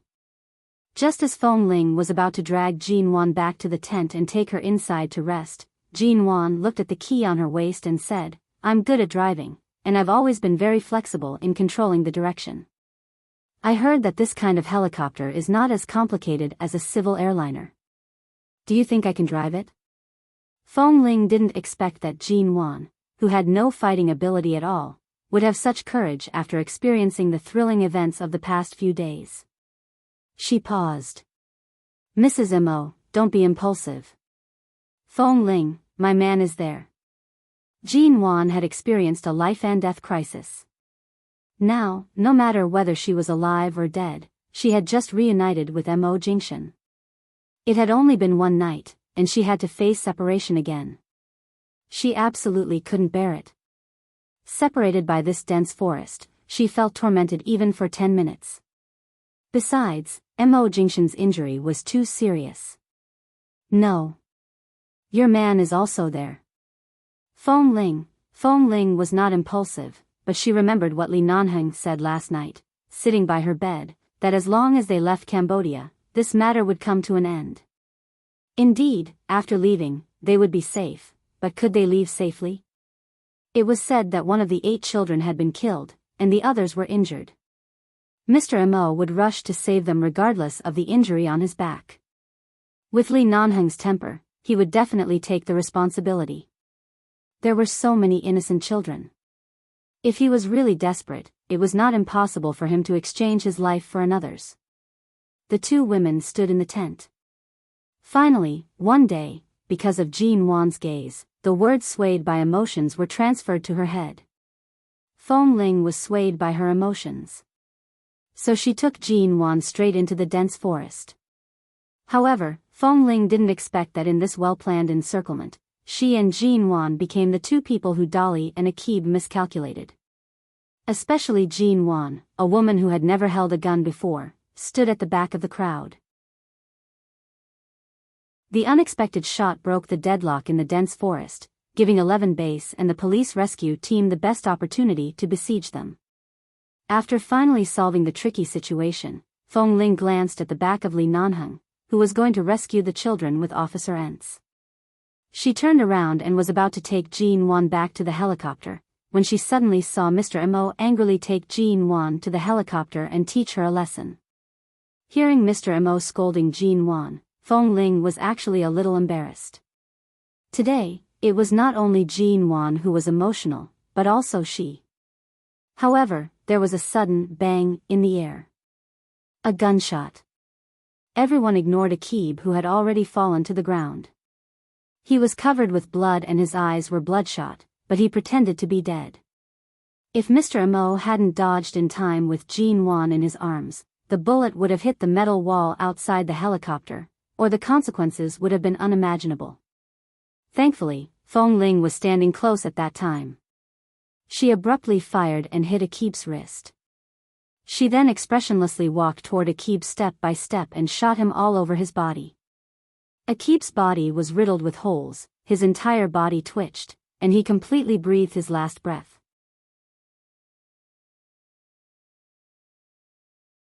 Chapter 1172. Although this journey was not very dangerous, it was really tiring to be stationed near Tunnel Sap Lake for a few days. After flying back to Los Angeles, they returned to the base. Fong Ling and Li Nanheng guarded the hospital with Kay and the others, and 11 Base sent some people to take turns to protect Mr. Mo and Mrs. Mo outside the ward area. Mr. Mo was seriously injured, but fortunately, the wounds were on his back and there were no fatal wounds. However, according to Kay's description, it was said that Mr. Mo's back was dripping with blood. She didn't know what he had experienced in the jungle.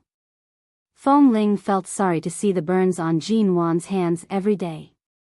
There were people taking care of Mr. Mo, so she seldom went there. She just accompanied Jean Wan, bought food for Jean Wan, and stayed outside her ward every day. She basically didn't need to do other things for the time being. After all, although she was in Los Angeles now, she was still Jean Wan's bodyguard, which was her main duty. Jean Wan went to Cambodia in a hurry and didn't bring any clothes. After coming back from there, she just bought 2 sets of clothes.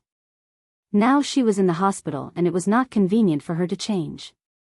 While Jean Wan was accompanying Mr. Mo in his ward, Fong Ling went to the largest department store nearby to help buy some clothes and various skin care products that Jean Wan could use. However, Fong Ling had never used skin care products, and she remembered that Jean Wan seemed to use them very little.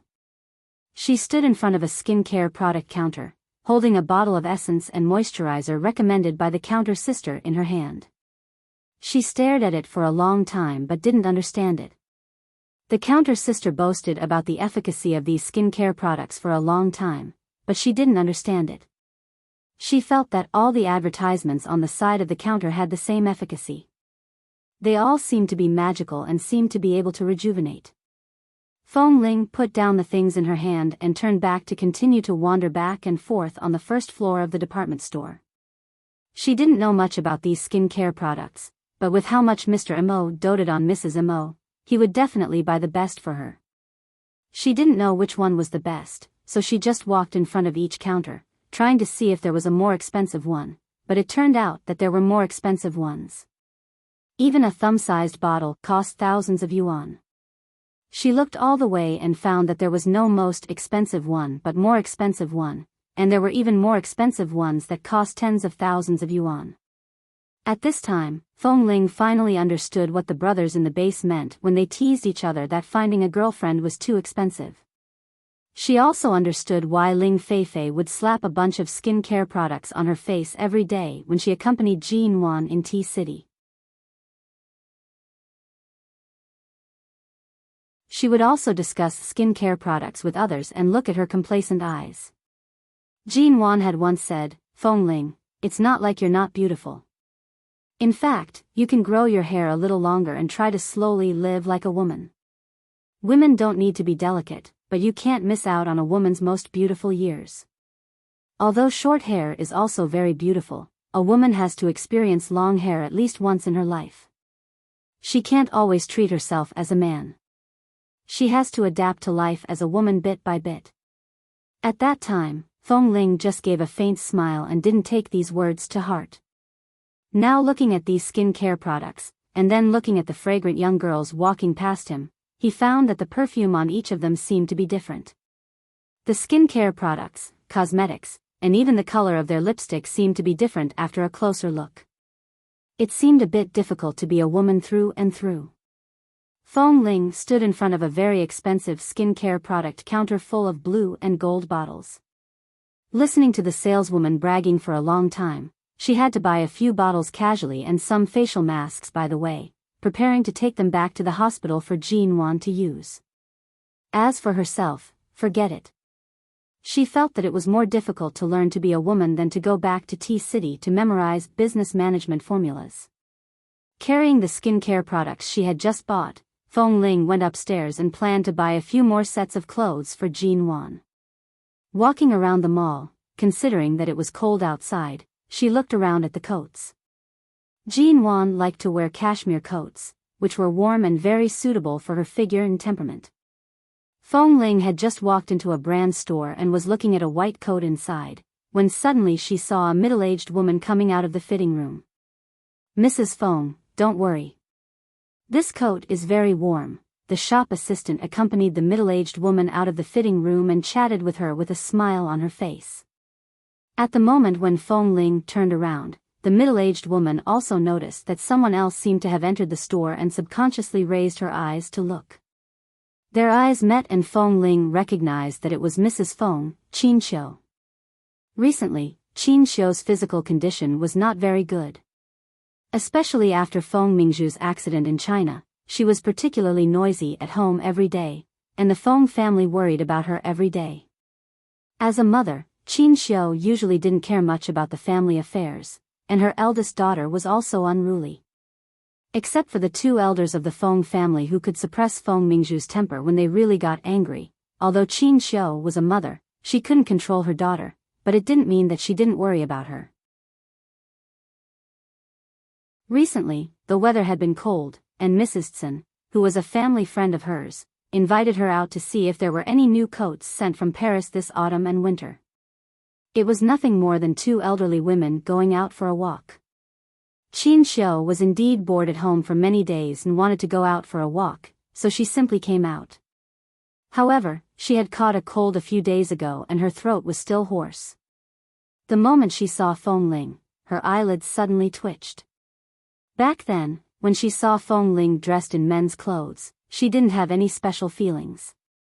At this moment, looking at Feng Ling who was dressed in black sportswear but didn't deliberately dress up as a man, Qin Xiu's hand that was holding the coat froze fiercely. Mrs. Feng, are you sure you want this coat? Mrs. Tsen is still trying on another coat inside. Do you want to wait until she comes out and pay the bill or? The saleswoman's words were still ringing in her ears, but Qin Xiu didn't hear it at all and only stared at Feng Ling. When facing this Mrs. Feng, Feng Ling's heart was calmer than she thought. After all, just two jade pendants that could be clasped together could not completely prove anything. Although her guess was more than half likely, before the coffin was sealed, she could not be sure whether this Madame Feng was her mother or not.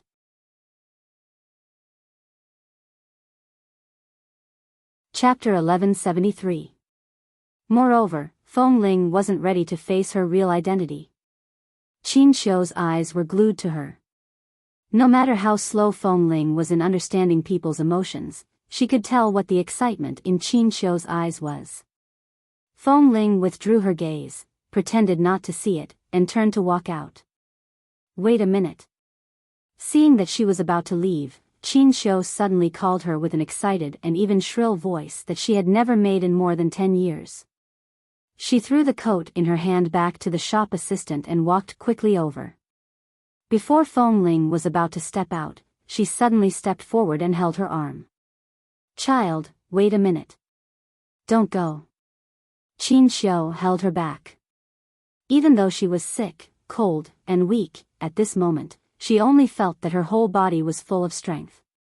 She was able to stop Feng Ling, who was very skilled and stable, from using too much force. Then she grabbed her arms with both hands and stood in front of her, looking at her face, looking at her hair that had grown longer than a few years ago, and then lowering her head to look at the outline of her body that belonged to a girl. Suddenly being scrutinized from head to toe by Madame Feng, Feng Ling stood rooted to the spot and watched this slightly agitated woman. Feng Ling, who had never thought of delving into her own background and had never thought of acknowledging her as a relative, felt as though her heart had been ruthlessly pierced by something. She could have pushed her away expressionlessly and then politely said that she had something to do.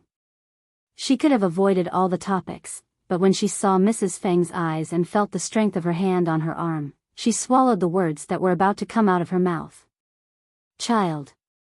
The more she looked at her, the redder Qin Xiu's eyes became, and the more her voice trembled. You are Feng Ling, right? The Feng Ling of 11 base? The Feng Ling I met a few years ago? It's you, right? In just a few years, the teenager had become like this. She was still as exquisite and beautiful, but she was obviously taller than a few years ago. She was no longer a young boy, but a tall and beautiful girl. A girl with short hair, a cold and indifferent temperament, and a very beautiful girl. Feng Ling's arm was about to hurt from her grip, but it was as though she could not feel the pain. She looked at the agitated Madame Feng in front of her and composed herself before answering, "It's me." Qin Xiu's tears were about to fall. Back then, she had unintentionally heard those words at the same time as her mother. At that time, Feng Mingzhu had said that Feng Ling was a woman disguised as a man in 11 base. At that time, her heart trembled. She kept thinking about the face of the child named Feng Ling, thinking that the boy who didn't speak much and was somewhat cold was actually a girl.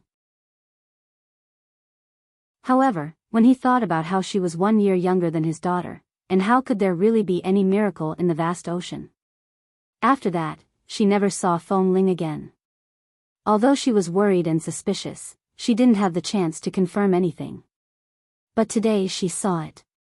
With just one glance, even though Qin Xiu had doubts about Feng Ling's age, she could clearly feel that between the child's brows, there was not only the shadow of herself when she was young, but also the shadow of her husband when he was young. Only the closest people would be able to see the resemblance between this child's appearance and her husband's. If it was just her, it would be fine. But her husband, Feng Mingzhu's father, even Feng Mingzhu didn't look so much like him, but Feng Ling looked very much like him. They were too alike. Seeing that Feng Ling was standing in front of her and did not speak or move for a long time, perhaps frightened by her, Qin Xiu hurriedly restrained her emotions and withdrew her hand. However, as though unwilling to part with her, she hurriedly reached out to hold Feng Ling's hand and held it tightly in agitation. "Feng Ling, don't be frightened by Auntie. I'm just... Xiao Qiu, what's wrong?" At this moment, Madame Sun had finished trying on the clothes and walked out. When she saw Qin Xiu holding onto a young lady's hand, she immediately walked over with a strange expression. Her gaze landed on Feng Ling's face and she immediately turned to look at Qin Xiu in confusion. Madame Sun and Madame Feng were family friends and had known each other for many years. Madame Sun had seen Qin Xiu when she was young. She recalled how Qin Xiu would always be so agitated whenever she saw someone who resembled her. She had long gotten used to it. However, it was truly rare to see someone who resembled her so much. "You guys chat. I'll go pay for the coat you were interested in," Madame Sun said and did not disturb them anymore. She directly went inside to pay the bill. Qin Xiu nodded, but her gaze never left Feng Ling's face. Her hand continued to hold onto Feng Ling's hand tightly. "Don't just stand there and not speak. Can you talk to Auntie? Can you talk?" Feng Ling stood there for a long time. She wanted to free her hand, but it was held too tightly. When she saw Madame Sun's gaze, she could not bear to do so. After a long while, she finally said, "Madame Feng, you're a little agitated. Do you want to calm down first?" She was so agitated that her hand was almost sweating. When Qin Xiu heard her words, she sobered up and quickly released her hand. When she lowered her head to see that the back of Feng Ling's hand was red, she immediately felt apologetic. She tried her best to control her emotions and took a step back. She smiled and said, "Don't be frightened by me. It's just that Auntie hasn't seen you for many years. After all, we've known each other for so many years." Feng Ling did not speak again. "Oh, by the way, have you eaten?" "I've eaten." Qin Xiu clenched her hand and looked at her without blinking. "Then, can Auntie treat you to a cup of coffee?" Feng Ling was about to speak when her cell phone suddenly rang.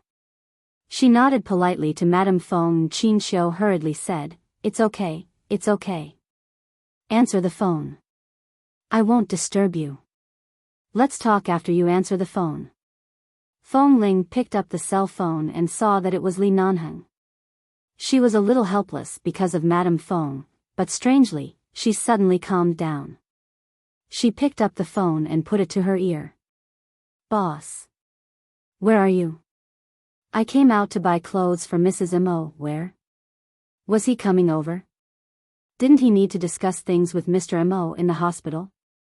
"That was right. Now Mrs. Mo was in Mr. Mo's ward. Li Nanheng must have been stuffed with dog food and couldn't stay there any longer." Feng Ling said, "In the department store nearest to the hospital." The signal on my cell phone is on. You can find the location. All right, I'll go over. After hanging up the phone, Feng Ling turned her eyes, only to see that Madame Feng, Qin Xiu, was still standing there. She seemed to be watching her as she answered the phone just now. Her eyes were full of hope and she kept looking at her. Ask for monthly votes, babies. Heart to heart.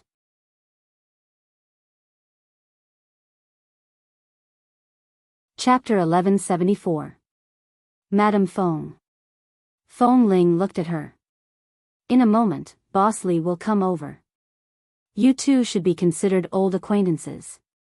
Hearing Feng Ling mention the so-called Boss Li, Madame Feng's thoughts remained on her. She did not think much about it. She then saw Feng Ling's female sportswear and recalled that Li Nanheng and Feng Ling seemed to be very close in the past. Right now, this was not 11 base but a department store. Feng Ling was shopping here, and Li Nanheng actually came over.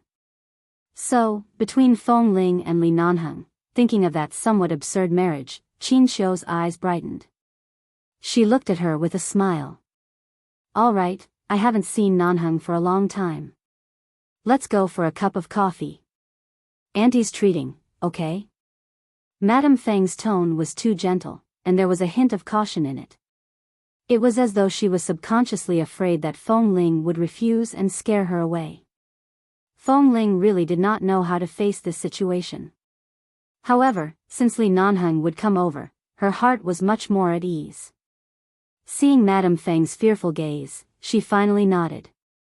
All right. Qin Xiu instantly smiled. Then let's go across the street. There's a cafe opposite this department store. The environment is not bad. The environment is elegant and quiet. Feng Ling nodded lightly. Seeing her so gentle, quiet, and seemingly calm and obedient, Qin Xiu's eyes were almost filled with tears. However, she was really afraid of scaring this child and forced herself to hold back. However, her eyes could not leave Feng Ling's face. If she was really her daughter, then the heavens really treated her too well. But what if she wasn't, if it was just a coincidence that they looked alike? After all, even an adult would have a hard time coming out alive after falling into the vast sea. How could a little 1-year-old child really have a miracle? After Madame Tsun paid the bill for Madame Feng, she walked out with 2 bags. She leaned close to Madame Feng and whispered something. Madame Feng nodded and then shook her head, as though she was unable to suppress her emotions in front of an old sister she had known for many years. However, in the end, she still forcefully suppressed her emotions and said in a low voice, I do look very similar to me when I was young, right? Madame Tsun turned to Feng Ling and replied in a low voice, they really do look alike. No wonder you're so agitated. In the past, whenever you saw a child who looked like you on the streets, your emotions would fluctuate for a long time. Now that you've met someone who looks so much like you, AI, but no matter how much they look alike, they're not your own children. 20 years have passed. It's time to let go. Qin Xiu's eyes suddenly fell on Feng Ling. Child, how old are you this year?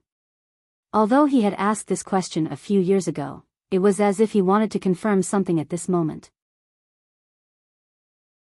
Facing the woman who might be her mother, Feng Ling didn't know whether to tell the truth or to tell the truth about the fake birthday that had been written on her identity card.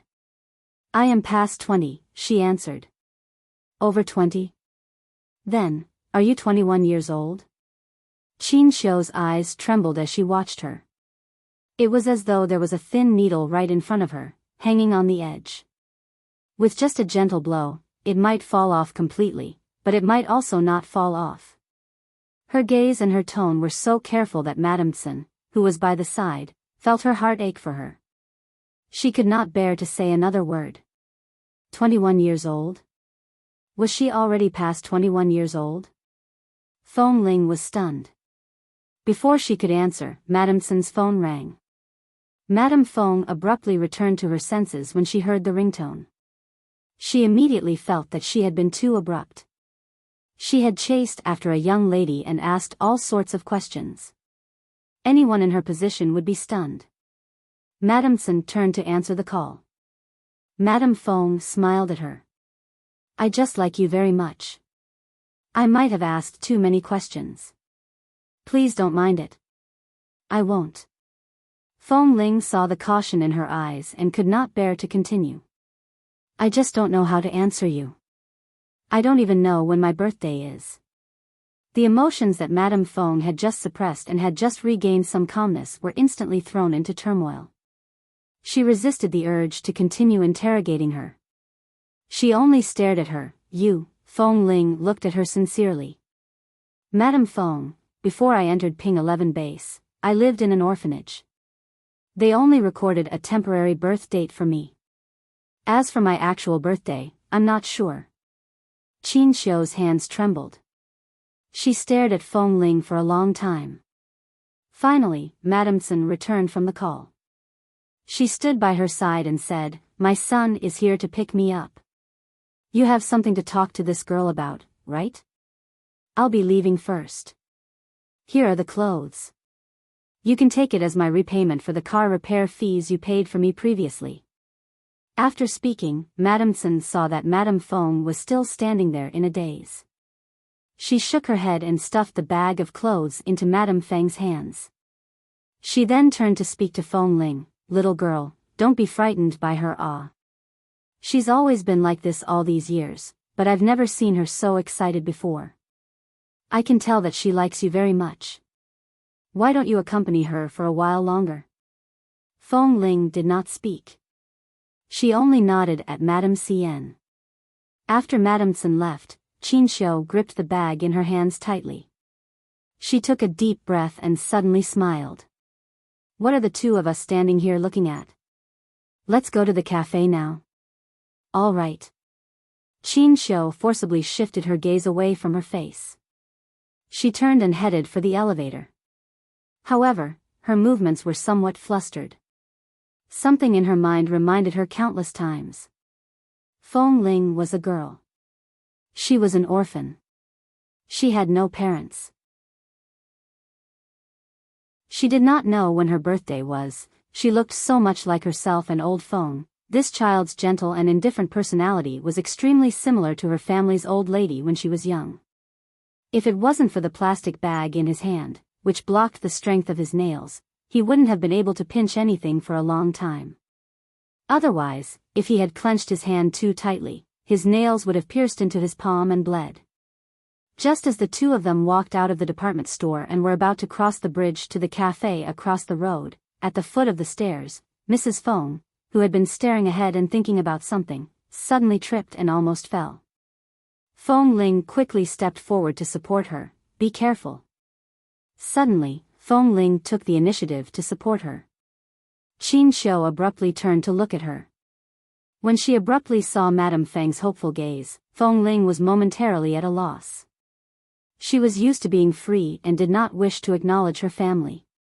Regardless of whether she was related to the Fong family or not, she had no intention of acknowledging her parents. But wasn't she being too selfish by doing this? What if her family had always been looking for her? What if she wasn't abandoned? What if she was the quickest to read?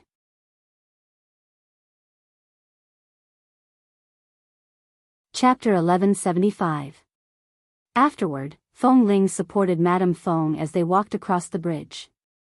Even though Madame Fong did not sprain her ankle and walked steadily, Fong Ling's hand continued to support her and did not let go. Madame Fong did not ask her to move her hand away. As she walked, she seemed to be thinking about something. Suddenly, a smile appeared in her eyes. When they were about to enter the cafe, she suddenly gently held Fong Ling's hand on her arm and said warmly, "Find a seat by the window. It'll be easier for Nanheng to see you when he comes looking for you." All right. Fong Ling only agreed. Madame Fong glanced at her with a smile and led her in. After sitting down, Madame Fong ordered 2 cups of coffee from the waiter. One was an Americano and the other was a latte. Of course, the latte was for Fong Ling. She guessed that Fong Ling probably did not drink much coffee in the base and would not be used to bitter coffee. A latte was more suitable for her. All these years, Feng Ling did not know much about coffee. The only thing she could drink was a latte.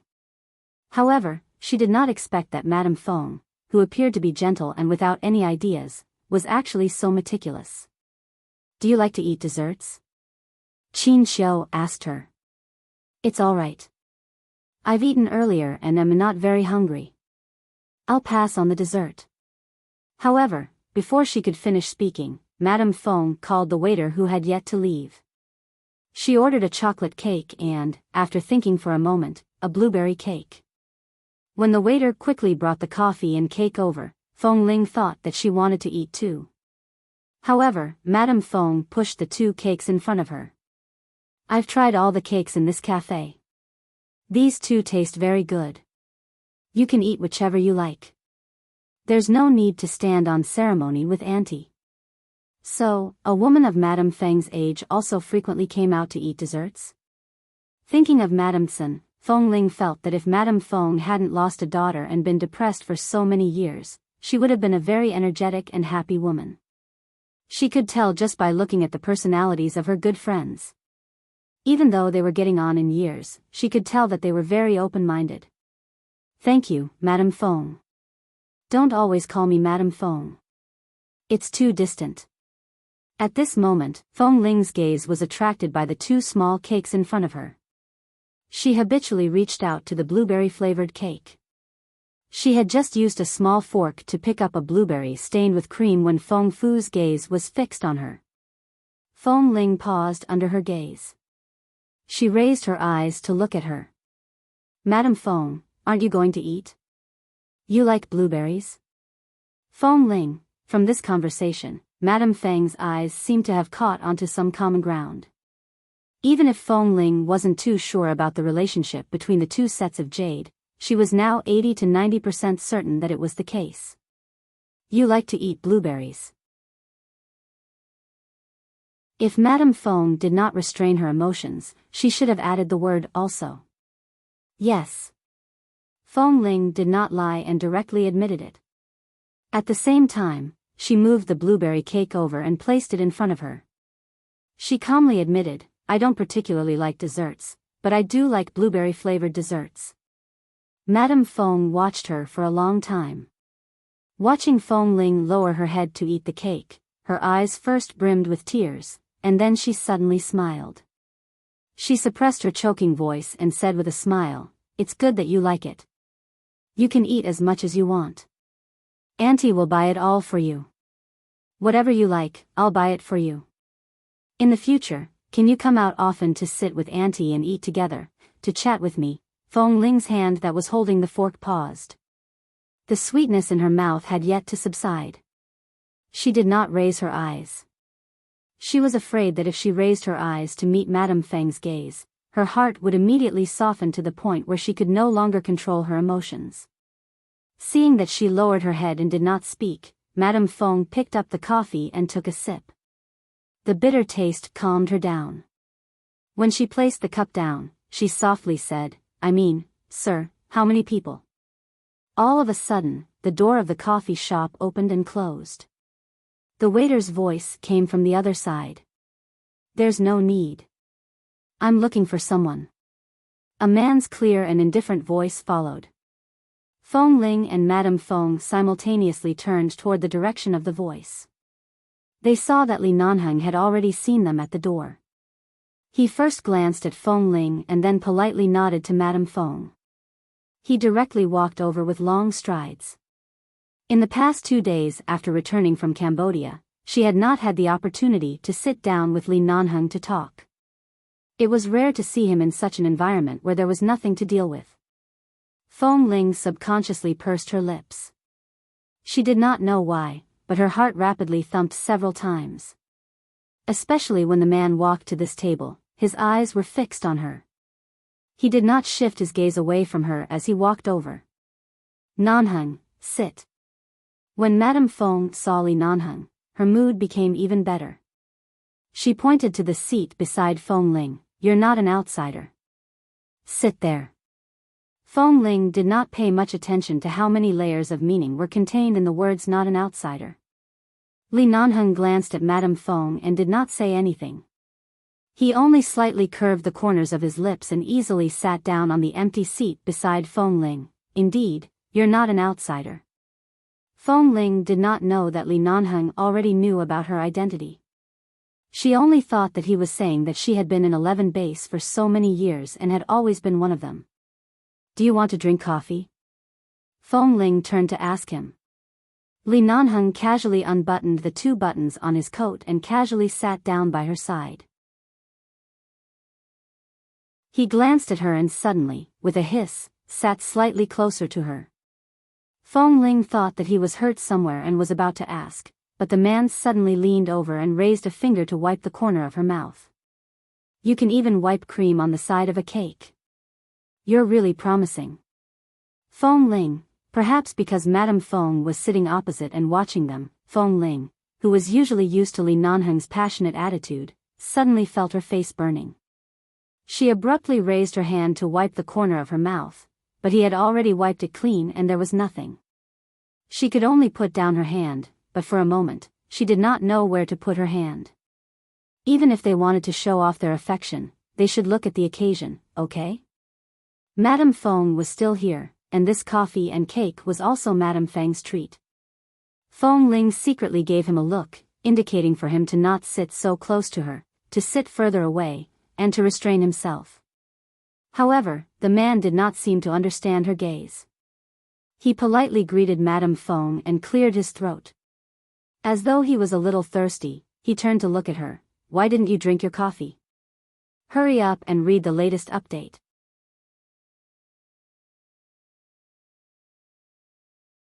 Chapter 1176. Seeing that he ignored her warning gaze, Feng Ling said in a muffled voice, I'm not thirsty. Just nice, I'm thirsty. The man directly took the coffee cup in front of her and drank it without standing on ceremony. Feng Ling, she stealthily stepped on his foot under the table and then turned to glare at him. Li Nanheng placed the coffee cup down. As though he did not feel the pressure from her foot, he only looked at Madame Feng, who sat opposite him with a smile in her eyes. He asked, how are the 2 elders of the Feng family recently? They are both very good. However, what happened previously has indeed caused trouble for you, Nanheng. It was Mingzhu's fault. At the time, her father and I were not at home. Otherwise, we would definitely apologize to the 4 elders of the Li family. Qin Xiu recalled the incident where Feng Mingzhu provoked Li Nanheng. That incident caused several more commotion in the Feng family. It was all because Feng Mingzhu could not accept it. She cried, threw a tantrum, and tried to commit suicide at home. The entire family was in a mess and she was truly worried sick. Recently, things finally calmed down. Feng Mingzhu was dragged by Madame Tsun's daughter to Italy for a vacation. Only then did the Feng family finally find some peace. They could also take a breather. It's all in the past. Li Nanheng only said these 3 words. Seeing that he did not want to mention it, Madame Feng naturally would not bring it up again. After all, that incident was indeed Feng Mingzhu's fault. Her own daughter was the one who drugged her. Who would be willing to bring it up again? At this moment, Feng Fu's gaze shifted to Feng Ling again. Especially if Feng Ling was really her daughter, then this was not the only thing Feng Mingzhu had done. Feng Ling did not understand what was going on between Madame Feng and Li Nanheng. She only heard that it seemed to have something to do with Feng Mingzhu. However, seeing that they did not continue to bring it up, she did not ask. She only glanced at Li Nanheng and saw that he continued to raise the coffee cup to his lips. If you want a drink, order another cup. Feng Ling stared at his actions. Although she did not drink it earlier, Madame Feng was watching. Isn't what's yours mine? If you don't drink it, do you want to wait for it to cool? The man lightly raised his brows. Feng Ling, at this time, Madame Feng suddenly smiled. The way you young people approach love is indeed different from people of my generation. At my age, looking at the 2 of you, I feel that it's very sweet. At this time, Feng Ling turned to look at Madame Feng. She saw that she was really smiling and clearly did not mind Li Nanheng having an ambiguous relationship with a woman other than Feng Mingzhu. Therefore, Li Nanheng and Feng Mingzhu really had nothing to do with each other. Then the young lady of the Feng family he married, Feng Ling's mind was suddenly in a mess. As Li Nanheng continued speaking to Madame Feng, she picked up her fork and lowered her head to continue eating the blueberry cake. As she ate, she thought about everything that had happened. After thinking about it for a long time, she still could not figure it out. That's not right. Even if she was really Madame Feng's daughter, everyone should have thought that she was no longer around. How could there be news of her marriage? Who did Li Nanheng marry? Marry a ghost? No matter how she thought about it, she could not figure it out. She stopped thinking about it. Just as she took another bite of cake, one of her hands that was placed under the table was suddenly held by someone. Her movements faltered. She abruptly turned to look at the man who was speaking politely to Madame Feng on the surface but was holding her hand tightly under the table. They were chatting about the matters between the Feng family's two elders and the Li family's old man. From the relationship between generations to the various greetings, Feng Ling did not pay much attention. Indeed, she could not pay much attention. Her attention was completely attracted by the unruly hand under the table. At the beginning, the man only held her hand. After a while, he directly locked her hand behind her back and forcefully pressed it against his thigh. He placed her hand on his thigh just like that. She wanted to pull her hand away, but he did not let go. Separated by such a table, the man's face appeared to be a well-dressed and well-mannered junior conversing politely with the madam of a family friend. However, below, he was incomparably beastly as he slowly pulled her hand from his thigh toward his thigh. Although they had yet to touch, Feng Ling did her best to control her hand so that it would not be pulled over. However, just by touching his thigh, she was already about to be burned to ashes. Her mind abruptly recalled that night in Cambodia. That day, when she woke up, her hand, could it be, she drank too much at that time and could not remember anything? Could it be that Feng Ling abruptly fixed her gaze on his face? Li Nanheng originally wanted to continue teasing her, but a fierce glint seemed to flash across her eyes. He abruptly let go of her hand. At the moment when she was about to withdraw her hand, he suddenly regretted it and held her hand again. However, this time, he did not go too far. He only placed her hand peacefully on his thigh, covered the back of her hand with his hand, and gently held it without letting go. It wasn't that Qin Xiu couldn't see the ambiguous relationship between the two of them. It was obvious that two young people were in love, so she didn't feel embarrassed. She just smiled and didn't disturb them too much. After sitting there quietly and taking another sip of coffee, she said, "Nanheng, do you know enough about Feng Ling?" "A lot." As the man spoke firmly, he held Feng Ling's hand tighter, not allowing her to pull her hand away. "Do you think?" Madame Feng looked directly into his eyes and spoke in a slightly serious tone that only he could understand.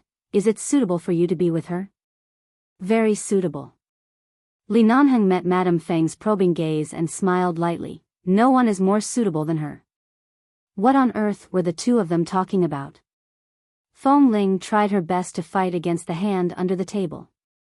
She raised her eyes to look at Madame Feng and saw that she suddenly smiled. It was as though an accurate answer had fallen into Madame Feng's heart. Madame Feng smiled and picked up the coffee cup again but did not drink it. She then put it down again and looked at Feng Ling in front of her. It seemed that there were many things she wanted to say, but she felt that this situation was not right. She could only endure it and repeatedly picked it up and put it down.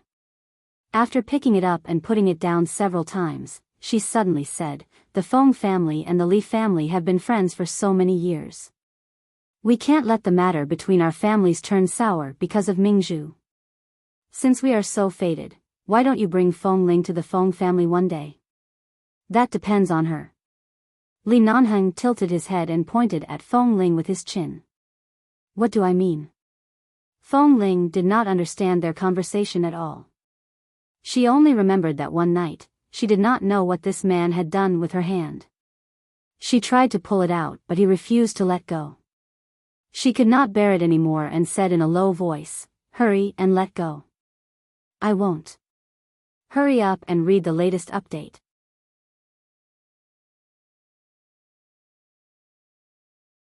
Chapter 1177. I'm not letting go. Li Nanheng did not lower his voice and calmly tightened his grip on her hand. Feng Ling was exasperated. She wished she could throw the uneaten piece of chocolate cake at his face. Madame Feng watched the two of them flirting. Although she could not bear to stand up and leave, she still insisted on asking more questions. She wanted to confirm something. However, she could feel that she was an eyesore, so she stood up and said, "Please take a seat. I'm going to the bathroom." Feng Ling hurriedly turned to nod politely at Madame Feng. After Madame Feng turned and walked away, the man by her side lifted her hand. She placed her hand on the table and he continued to hold her hand. When she withdrew her hand, he only moved his fingers slightly to hold her wrist. He did not allow her to move too far away. "Wasn't your attitude quite good earlier?" The man sat very close to her.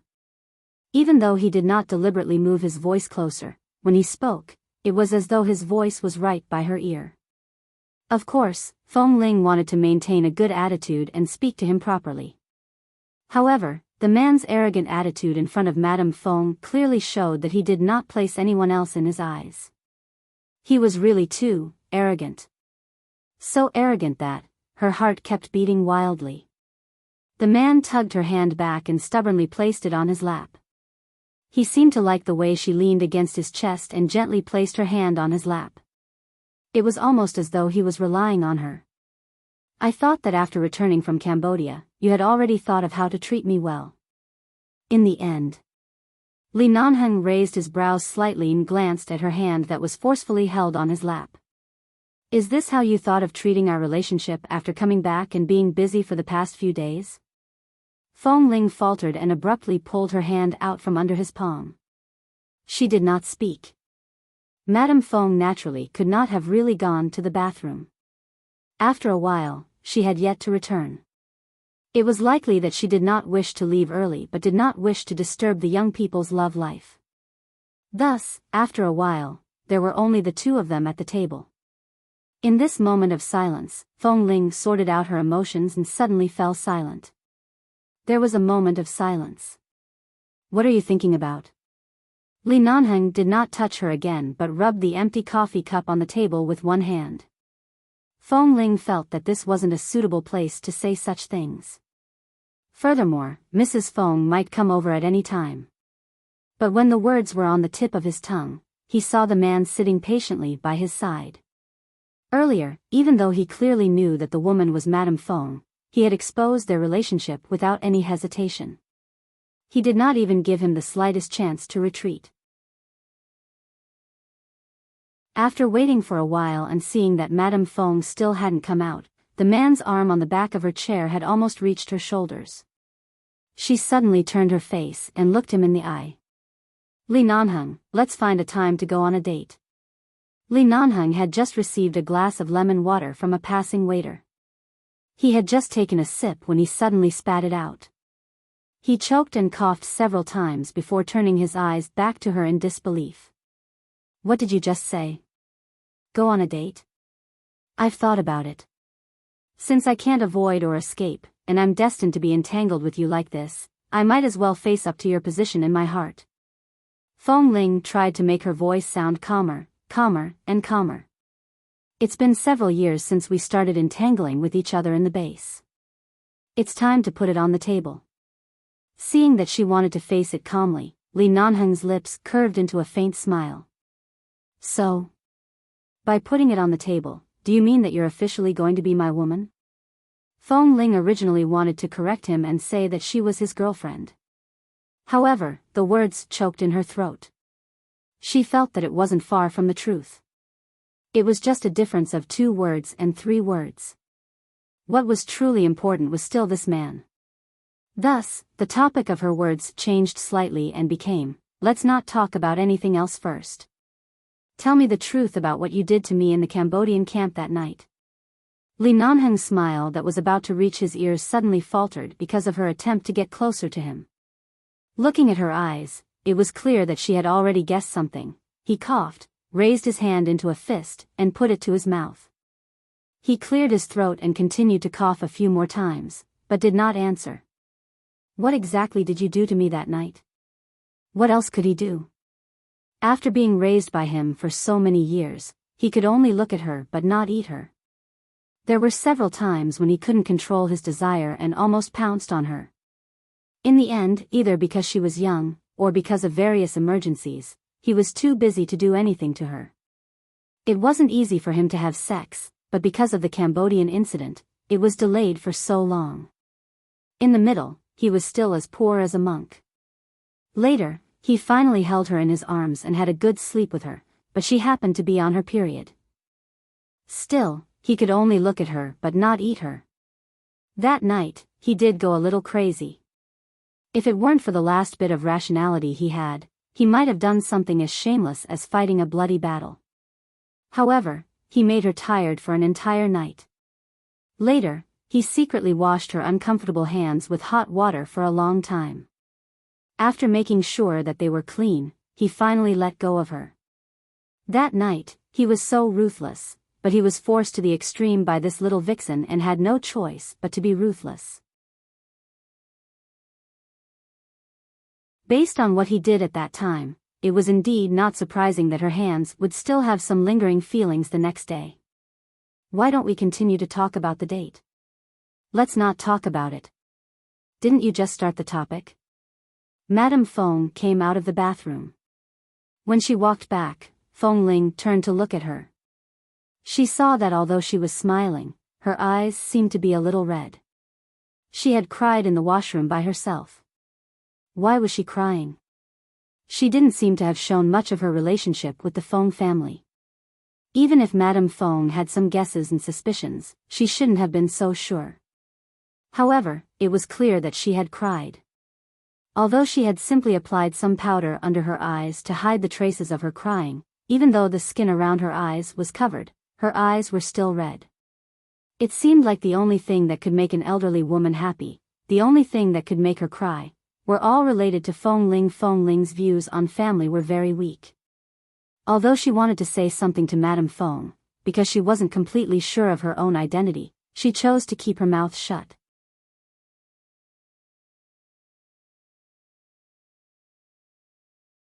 Chapter 1178. Afterward, Fong Ling could not remember what they talked about. She only remembered that Madame Fong repeatedly invited her to visit the Fong family. The reason why Fong Ling's mind was not completely focused on this conversation was because not only was Li Nanheng still holding on to her hand, he had also whispered something obscene to her before Madame Fong returned to sit down. His words were so vulgar and explicit that Fong Ling's head immediately began to fume with anger. Madame Fong, I'm sorry. If not for Madame Feng's presence, she would definitely have killed him. During this time, she glared fiercely at the man beside her several times, but Li Nanheng only smiled the entire time. Although the words he said earlier were extremely shameless, he could still smile faintly and say some pleasantries to Madame Fong. In the end, even though Madame Fong was reluctant to part with them, she was too embarrassed to continue chatting with the two of them. She repeatedly reminded Fong Ling to find more opportunities to eat and drink with her in the future. After receiving Fong Ling's approval, she finally left the coffee shop with a few steps back. After confirming that Madame Fong had left, Fong Ling instantly erupted in anger. She lowered her voice and cursed in a low voice, "This shameless scoundrel, you." In response, Li Nanheng turned her head around and lowered his head to kiss her urgently and accurately. The man did not hide his lustful gaze at all.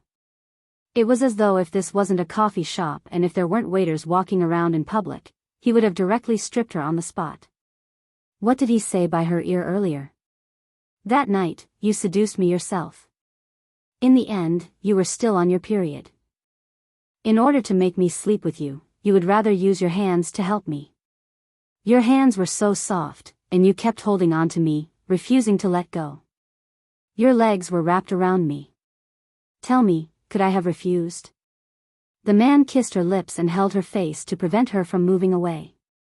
Couples often met in this coffee shop. Occasionally, when their feelings reached a certain level, it was common for them to suddenly hug and kiss each other. Although Lee Nanhung's kiss was very aggressive, it was not just a light kiss.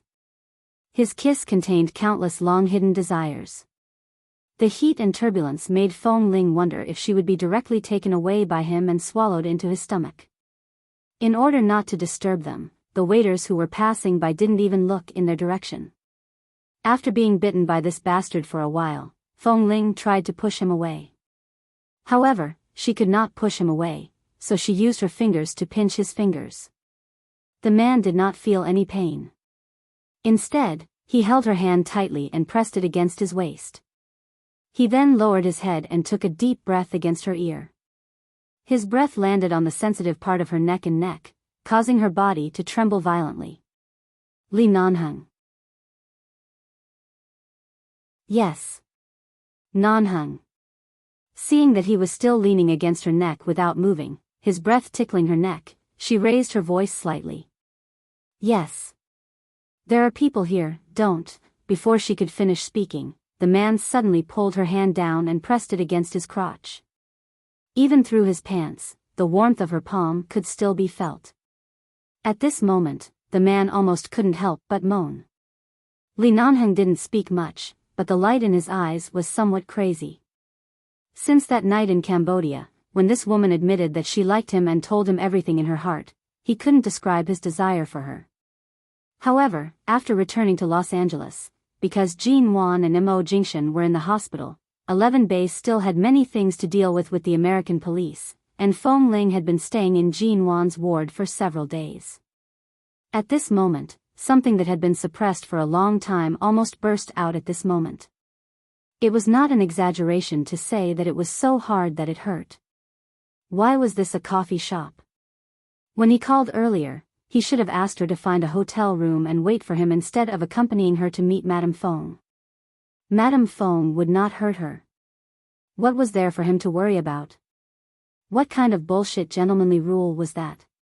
Facing a girl he had loved for so long and who actually had the same feelings for him, he only wanted to do one thing right now. He wanted to press her on the bed and make love to her. He wanted her stubborn eyes that almost never shed tears to redden because of him. He wanted her to lie on the bed crying and begging for mercy. He wanted her to take back the coldness that she always carefully maintained in front of others. He wanted to squeeze out all her rationality. He wanted to hear her call his name in a different tone, the kind that was a little mute, a little begging, and a little sobbing, calling his name. He was intoxicated under the glass table in the cafe, pressing her hand down through his pants. No matter how hard she tried to pull her hand away, he wouldn't let her pull her hand away. He continued to press on top of her, rubbing himself against her. The burning sensation on her cheeks made Fong Ling feel as though she was about to burst into flames. There were so many people here.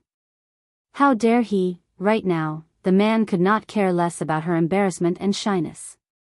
His muscles tightened and he pressed hard against her, but he could not extinguish the fire that had been hidden in his body for a long time. The fire burned in his heart. His primitive nature and deeply hidden feelings drove him to kiss her neck. He then held her chin with one hand and kissed her heavily on the lips. "Let's go to the hotel. Baby, I can't wait anymore," he murmured hoarsely against her lips. "If you don't help me resolve this little fire, I can only get hard every time I see you. I can't speak clearly at all. Let's go to the hotel first." Before the last bit of rationality disappeared, Lee Nanhung muttered hoarsely as he pulled her up. Fong Ling could not free herself from his hand. Her face was burning hot. She clearly should have warned him not to act recklessly, but under this shyness, even her heart was vaguely looking forward to it. This feeling of her heart being scalded to the point of trembling was very strange.